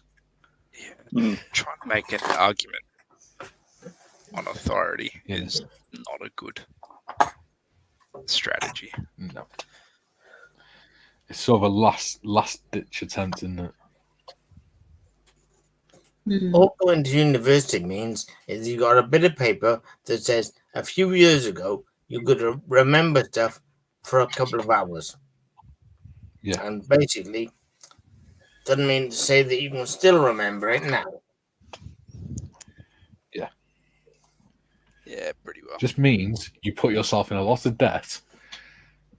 Well, that's too. To do something you could have done for free by buying a book. Yeah. Yep. And educated is totally different to intelligent. Exactly. Yeah. Not that we're Unfortunately, I insulting just the only need person here that's actually qualified to university. Well, no. No. Yeah. I just need this little paper so I don't get in trouble. We're not insulting Gary at all. I didn't go to university. I went to a polytechnic. I'll have you know. I'm very proud of there that. You go. You're all right. You went to university. It's now a university, like all the polys are, but at the time it was the University of the Polytechnic of Central London. It's now the University of Westminster. Yeah. But it's the only degree course in imaging science in the UK. So that's what I did. Oh. Imaging science. And I've got my little light working in my little submarine. Excellent. Cool. Cool. Oh, nice. So there you go. So I did learn something in those 3 years. Woo! It's just a little single diode on a button cell. Don't knock me down. You know, this is I'm achievement for me. I was asking. Sorry, there's a question. Well, that escalated quickly. It is a tiny. I don't know if it's a tiny little grain diode just in front of him. Oh, awesome! But what you need now, Gary, is to put that on a dock with an ARP warden at the side saying, "Put that bloody lights out." Put that bloody light. Yeah. Well, the idea I want to learn how to do LEDs for lights because they've just released the Anson again, the 148th Anson from Airfix, and they've modelled the angle poised light that sits over the navigator's desk. So I wanted to put a light in there to shine on the map underneath it. And that's the size of LED that would do it. So I just wanted to start getting in practice of using LEDs. But then I thought, well, if I'm going to do that, I'm going to have to light up the rest of the plane as well. So I'm going to have to put some lights into the cockpit, and then I'm going to have to do the lights, the nav lights and all that. Fortunately, at my club, there's a guy who knows all about this stuff. So this is my first test to sort of go along that route. But eventually, maybe by Telford next year, I might have a fully illuminated Anson, complete with the map light for the navigator. That's my ambition. It's a long road, though. So you're using 3mm LEDs here, Gary? This is even smaller than that, mate. It looks like It's literally a blob that's maybe a millimeter long. Wow. It is seriously tiny. That's what she said. In fact,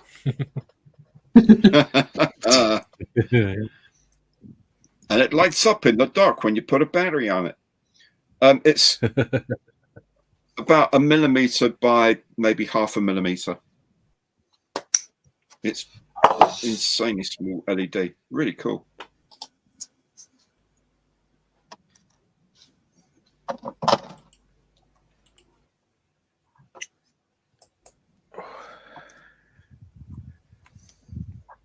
So that's the plan. Another personal project I'm giving myself.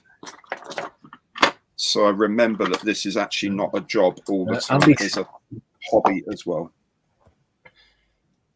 Yes. Andy Wilson says, I went to uni but dropped out after 2 years. Was never a hindrance back then. No. Yeah.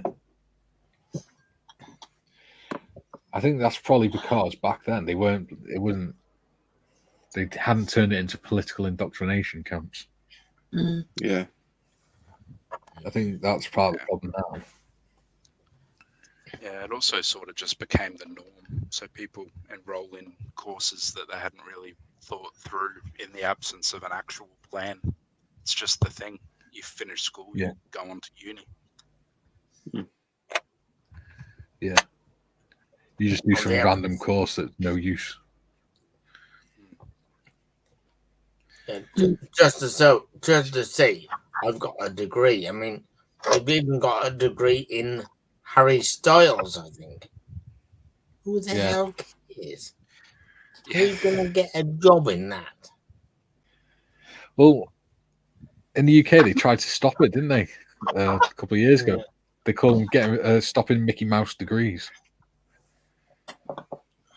And then a certain party that's now in power said, no, you're not doing that. That's not fair. People should be able to study whatever they want. It doesn't mean it's worthy of a degree. But it's also different now in that you have to pay an insane amount of money to do it. Whereas when I was at Poly, I got paid. I got a grant. I got given money, and they paid my fees as well. I was looking at Open University the other week because I wouldn't mind doing a history degree or something. Yeah. But even Open University, they want $9,000 to do it. Yeah. Yeah.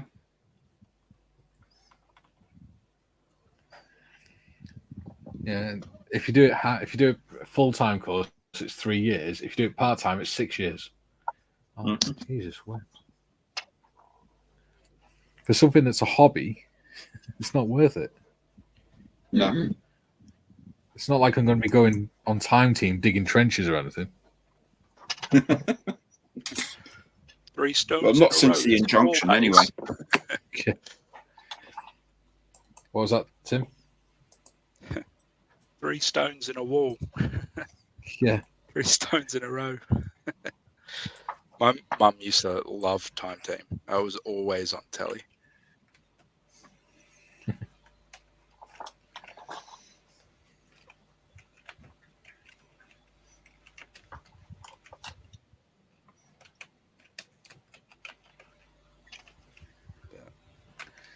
I think that's why I chose to do secondary ed in science instead of secondary ed in arts, because I was tossing up between being a science teacher or a history teacher.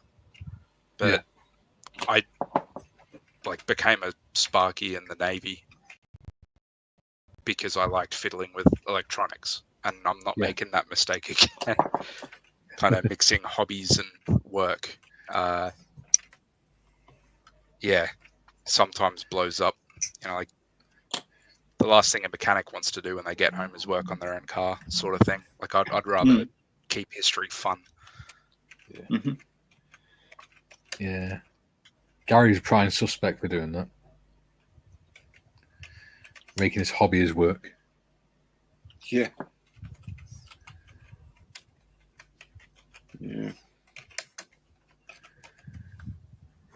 Well, let's be fair. Circumstances were forced upon his was Polly.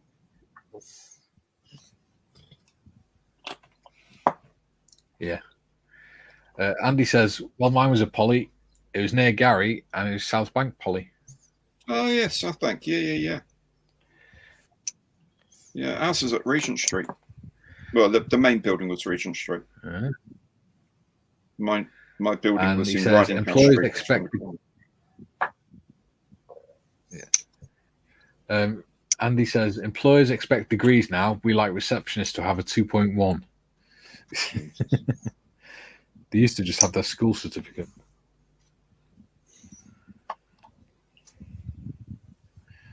Yes, you learn to read and write and type.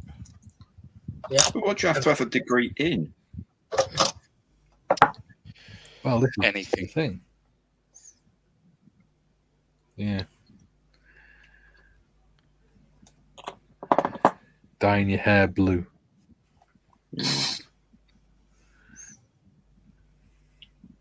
I've got a degree in dyeing it red. Yeah.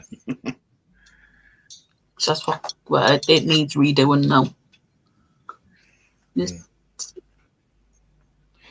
Well, I was listening to a podcast, and they were looking at the difference between an apprentice and a university student.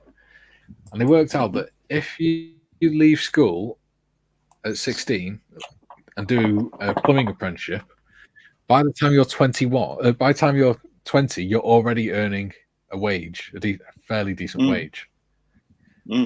By the time you're 25, you're already an experienced plumber, so you're earning about 40 grand a year. Whereas at 25, you're only just finishing university. Yeah. By the time you're 40 as a plumber, you've probably already got your own house, you've got your own family, and you're on a steady wage and you've got savings. Whereas when you're 40 as a student, you're still not even close to paying off your student loan, unless you've got a ridiculously good job. They worked it out, and by the time a university student won't have fully own their own home and pay off their debt until they're in their 60s. Whereas someone who does an apprenticeship will have done all that by the time they're 30. Yep. And they won't have any debts. Yeah. It's insane. South Park did it makes you wonder why people do it. Yeah. South Park did a good bit on that, kind of looking down on blue collar work and stuff, and with AI coming along, all the university sort of jobs got outsourced to AI, and no one could fix their oven or anything, and so all the tradies are just no to people because they're just flush with work, rolling around in Rolls Royces. It's pretty funny. The thing is, that is the sort of thing that will happen, because that will be the sort of job that will be left. It'll be the trade jobs. Mm-hmm. Oh, a lot of my peers can't change a car tire. It's, weird. Even I can AI change. might know the valve clearance.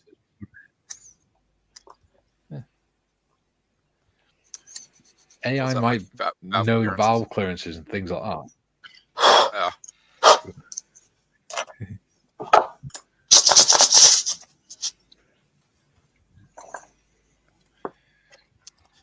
I had to do that exactly once when I was going through trade school, doing the generic sort of engineering thing.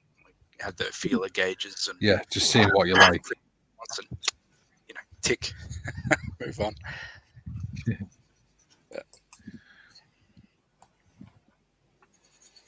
It's a bit where you're just seeing what area of it you like. Yeah. See, for me, I did my Army mechanics course because I was a reservist. We did 2 weeks basic training and then 2 weeks at the School of Electrical and Mechanical Engineering.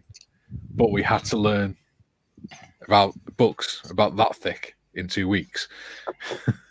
Yeah. Be able to pass the tests and things, and then go out on operational tours and be able to keep up. So when I came back from Iraq, I decided I'd go to college, and they let me on the motor vehicle course late because I'd just come back from Iraq. And within 4 months, I left with 6 City and Guilds and a diploma, and then went to the Falklands. So, and I had no debt.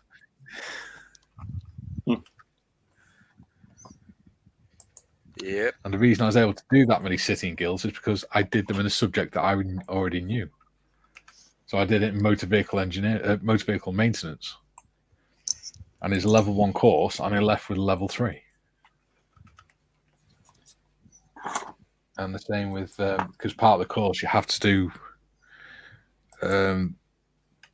vehicle valeting.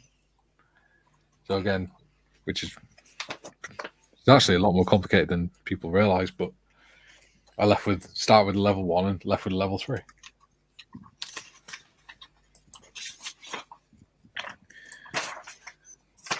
So did you you got to choose your trade and everything? Yeah. Yeah. That's good.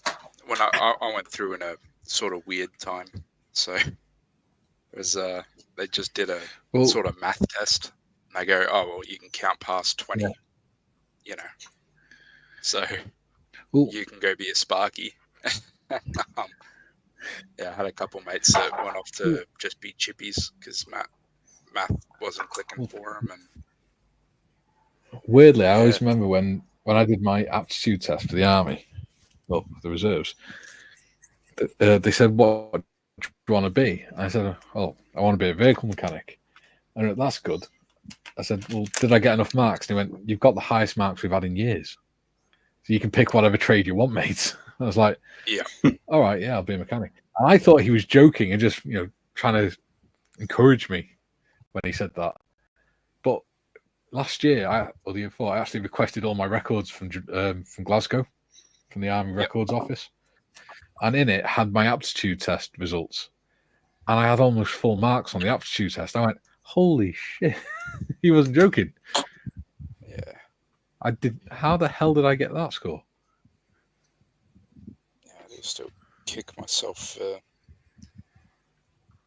doing that whole thing because, you do your in Australia, you go to defense recruiting and they bring you in for a U session and interviews, blah blah blah, and then you do that test, and it'll tell you what jobs you're sort of suitable for. And they're like, want to go to officer school? I'm like, nah, go in general entry and if I like it, and commission and stuff, and then things change and life goes a bit sideways.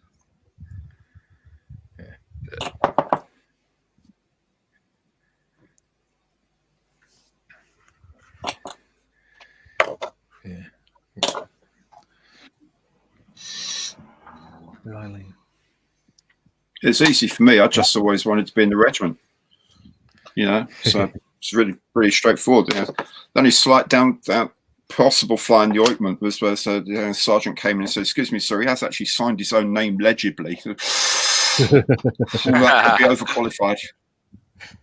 We're not expecting that. So what you got to say to that? Okay, you're in. Do your knuckles actually reach the floor? If so, you pass. Yeah. Absolutely. Yeah. Do you eat bananas? Yeah, there's a chief I had an issue with. This is when I first got sent to the fleet support unit.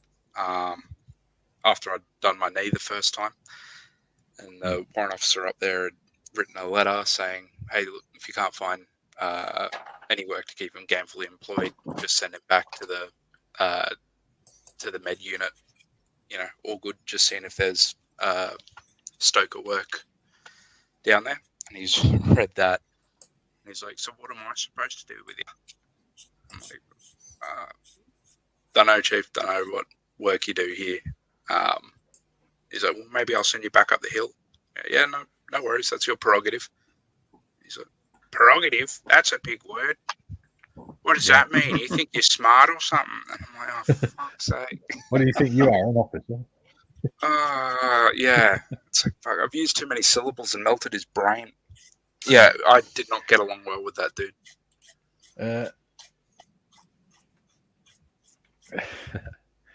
Andy says, I never considered the forces. I was too aware of my own cowardice. Oh, bless you. When I was doing my GCSEs at 16, my dad always said to me, "Oh, you should get a trade and stuff like that." And my granddad was saying, "You either need to get a trade or you need to join the army. The army's good career. You leave with a good pension." And then I thought, no, I don't want to do that. I'll stay on for sixth form and at least get my A levels. And then I got my girlfriend pregnant. So I sort of went, I'll keep doing sixth form, but I'll join the reserves so that at least I'm making some money. So that's what I did. So I joined the reserves on my 17th birthday. A month before my 18th birthday, my daughter was born. Yeah. And then I went out to Iraq when I was 19. Yeah. That was exciting. Yeah, would have It's been. warm. Well, luckily I was on the winter tour. But that was even weirder because we actually got to see hailstone in the desert, which was bizarre. And when the sand gets wet, it's horrible. Did you say that was Iraq or Afghanistan? Iraq. Yeah, okay. Yeah. Kind of wish I'd gone to Afghan for my second tour. Instead, I went to the Falklands and I got put in. The first month was all right. I was enjoying it. And then the second month, the guy that I was sharing a room with, he went back to the UK and they brought another guy in. And he was all right. He was a bit of a bully during the day because I was reserve. He decided that it was okay to bully me and harass me and things like that. And then on the evening, it's the same thing, but it got 10 times worse because every night he would drink.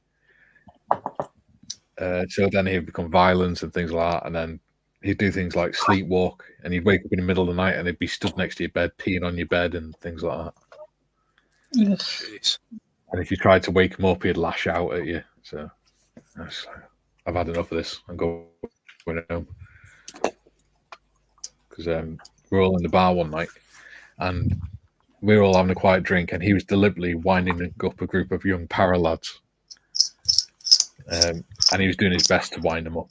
And I said to the para lads, because I could see him getting angry, I said, just feel like, just ignore him. I said, he's just had a bit to drink and he's just being a bit of a prat. We're not deliberately trying to wind you up or anything. He's just being an idiot. And because he saw me say that, and then later on, I left then, and he carried on winding him up to the point where they ended up trying to beat the shit out of him. And because he'd seen me seen me speaking to him, he assumed that I was telling them to beat him up. So he came back up to the accommodation block and tried to kick the shit out of me. Even when the corporal was telling him that's not what he said, he was telling them to leave you alone. Because he was drunk, he wasn't listening.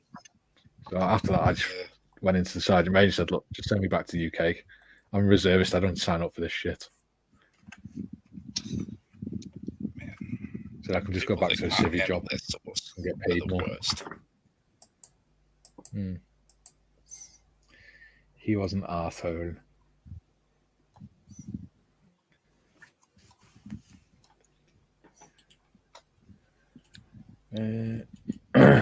Juki says, that's enough serious stuff. I did my apprenticeship in butchering. I went to trade school with a guy who failed one of the written tests. You got to do the test again with your book open. What?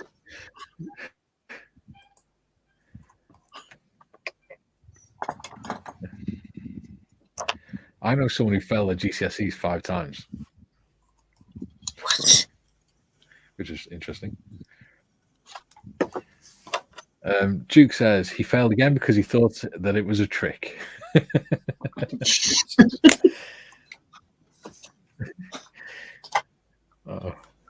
No, he was told he could have his book open and thought it was a trick, so he tried to do it again with the book shut.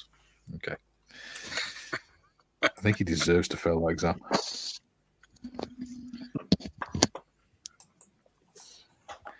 So, it is 4 minutes to.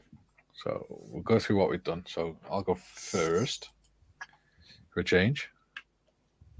Okay. So, what I've done is I've made one of the tracks, which has taken me 2 hours, clipped them all together. And what I do is I super glue a length of cotton along the inside of the track. Oh, stupid. Hang on. Let me focus it. There you go. I super glue a length of cotton along the track because the clips don't always hold very well. So what I can do then is no matter what happens, once that glue's set, the tracks will still bend, but they won't come apart because the cotton's there holding them in place. Huh.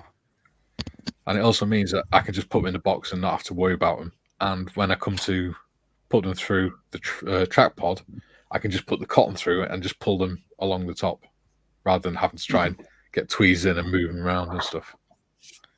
So it makes life a little bit easier. Is And that that's all I've particularly been tricky? talking. Full of good What's that, tips sorry? there, mate. Thank you. It's full of good ideas. What was that, Tim? Good tips. I was just asking if that's particularly tricky to achieve, because that's a good technique. No. You literally just put a piece of cotton that's longer than the track down the middle of it, put some tape at each end to hold the cotton in place loosely, and then you just put a little dab of super glue on and just hold it against the side inside the track or something. Because as long as you do it in the middle, then it's not going to show on the model once it's built. Because you're not going to be able to see it. Yeah. So sweet. Yeah, I haven't done a it'll tank hold them yet, but I'll together, definitely give that a whack. Yeah. Because there's some of them that came apart because the there you go. So you see the connections on them there. They got little tiny studs on them, little connectors, and because they're only little plastic studs, they break off or rub off when you put them together, and so they don't work sometimes, and they don't hold the track links together. So by putting the cotton on, all you got to do is pull it through and then tie it together and clip it. So then, because it's tied together, the tracks won't come off then. That's awesome. And they still bend. You just got to make sure you don't glue between the track links. Yeah, I'll be stealing that one, Mikey. That's awesome. That's all right. That's brilliant.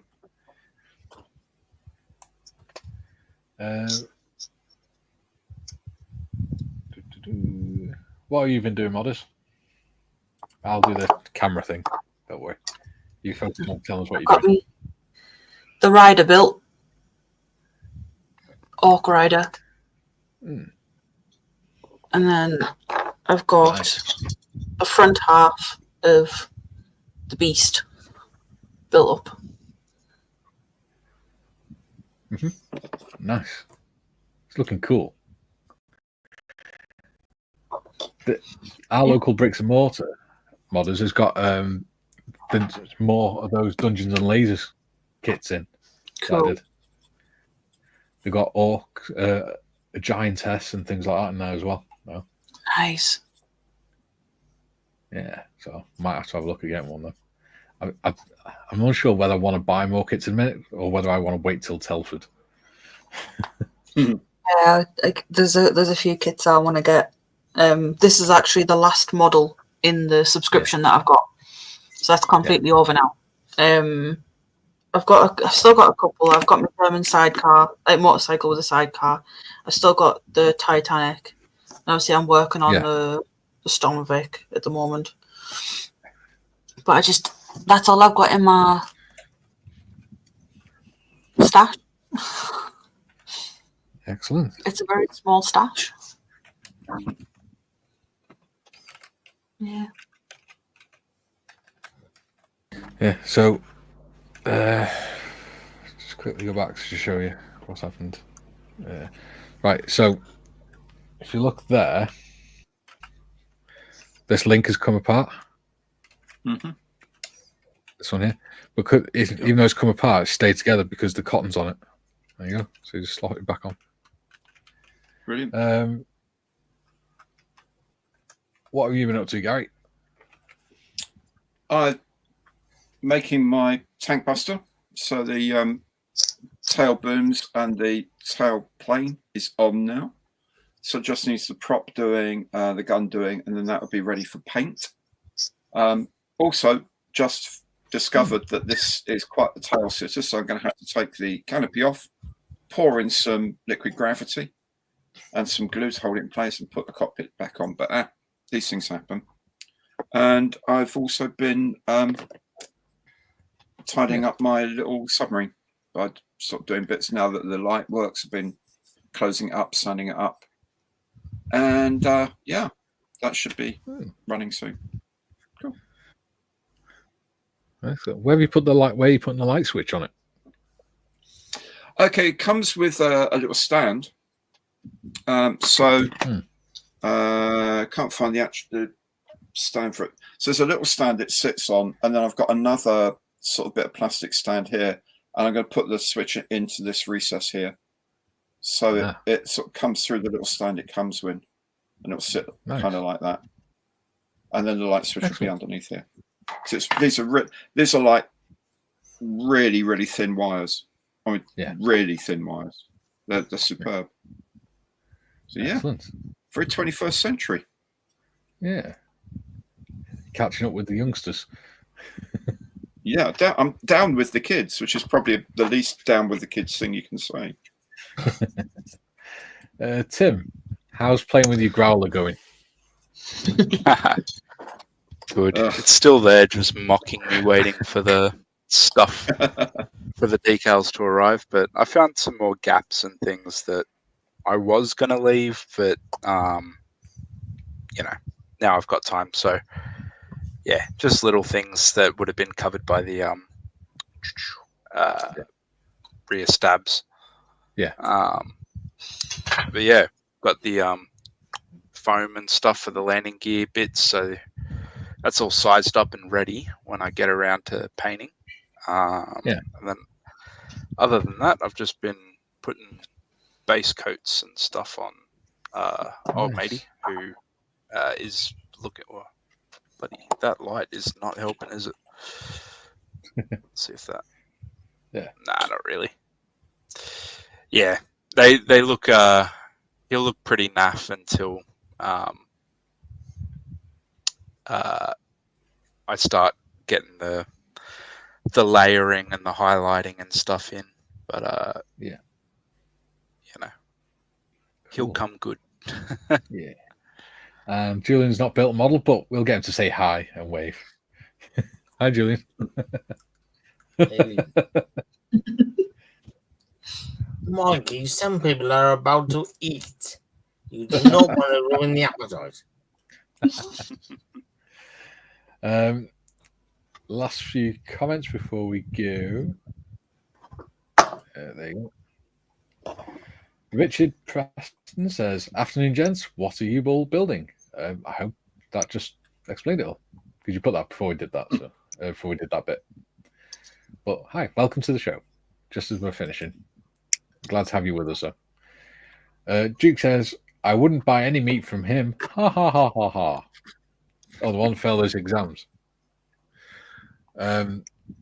Andy says, "I was about to dig my Meng Whippet from the stash. I remember that cotton trick. I love the Meng Whippet. It is a really good kit. We built it on the 3 Veterans Thursday show. It's the first one we did." Do share the pictures in Discord if you're on the Discord. Duke says, I did that on my Mark V tank after Mikey said that during the Whippet build. It worked really well. I'm glad you found it helpful. Nick says, Mikey, that front idea is brilliant. Well, thank you, sir. And Richard says, I need your help, guys. I really want to start airbrushing my models. I have no idea where to start. Do you all use paint booths? Quick answer, because we have run out of time. So, yes, we use spray booth, but as long as you've got really good ventilation and air flowing through the room, you shouldn't have too much of a problem. Make sure you wear a mask, though. Yeah. You can always make your own spray booth as well with some cardboard and a fan. You just need to make sure you've got a way of getting the fumes out of the room. Mm-hmm. There you go. And Gary, I think at some point you said you're going to make a video on how to make one of those dustbin spray booths. Yeah, I need to edit that down. I've shot it, so I'll edit it. So if you don't have access to an outside vent, there's a way you can build with a bucket, and the air goes into that, and have it with water and drill holes and all sorts of things. And it works really, really well. That's what I do, because my spray booth is a long, long way from the window. Certainly, if you're doing acrylics, it's absolutely no problem at all. If you're doing sort of alcohol-based stuff or enamels or something like that, you probably need some really heavy-duty filtration, I would think. Definitely need some airflow in the room, and you definitely need a face mask, I would say, just for health and safety. Because I only use acrylics, I've got the hose of mine going into a cardboard box full of kitchen roll, and I've just gaffer taped all the gaps on the box so it's sealed, so it all just goes through there. Yeah, I'm pretty cowboy with it. Yeah, I'm pretty cowboy. I've got a window right here, but otherwise it's a decent sized room. I've got an overhead fan, so I don't use a spray booth, but I just use my little burst here and there with water-based acrylics. It's not going to do me much mischief. But if I was using any smelly stuff, I would absolutely be PPEing it up. Yeah, you can get the filter masks as well. If you're using spray booth, it's not so much of an issue. But if you haven't got a spray booth and you can't afford one, just get one of the masks with the filters on for now. Just make sure you keep the air flowing.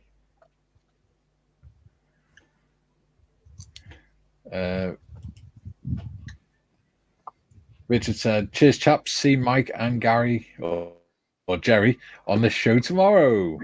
Yes, we'll be on Gary's channel tomorrow evening. And he said, Gary even. Yeah. So modders, I need to message you later on when I decide what I'm going to do tomorrow, because Kay's got an appointment. So I don't know whether I'm taking her or whether we're getting my mum to take her. So I'll have to let you know. Just pop a message in the group chat, just because obviously Steph will need to know as well. Yeah. So yeah.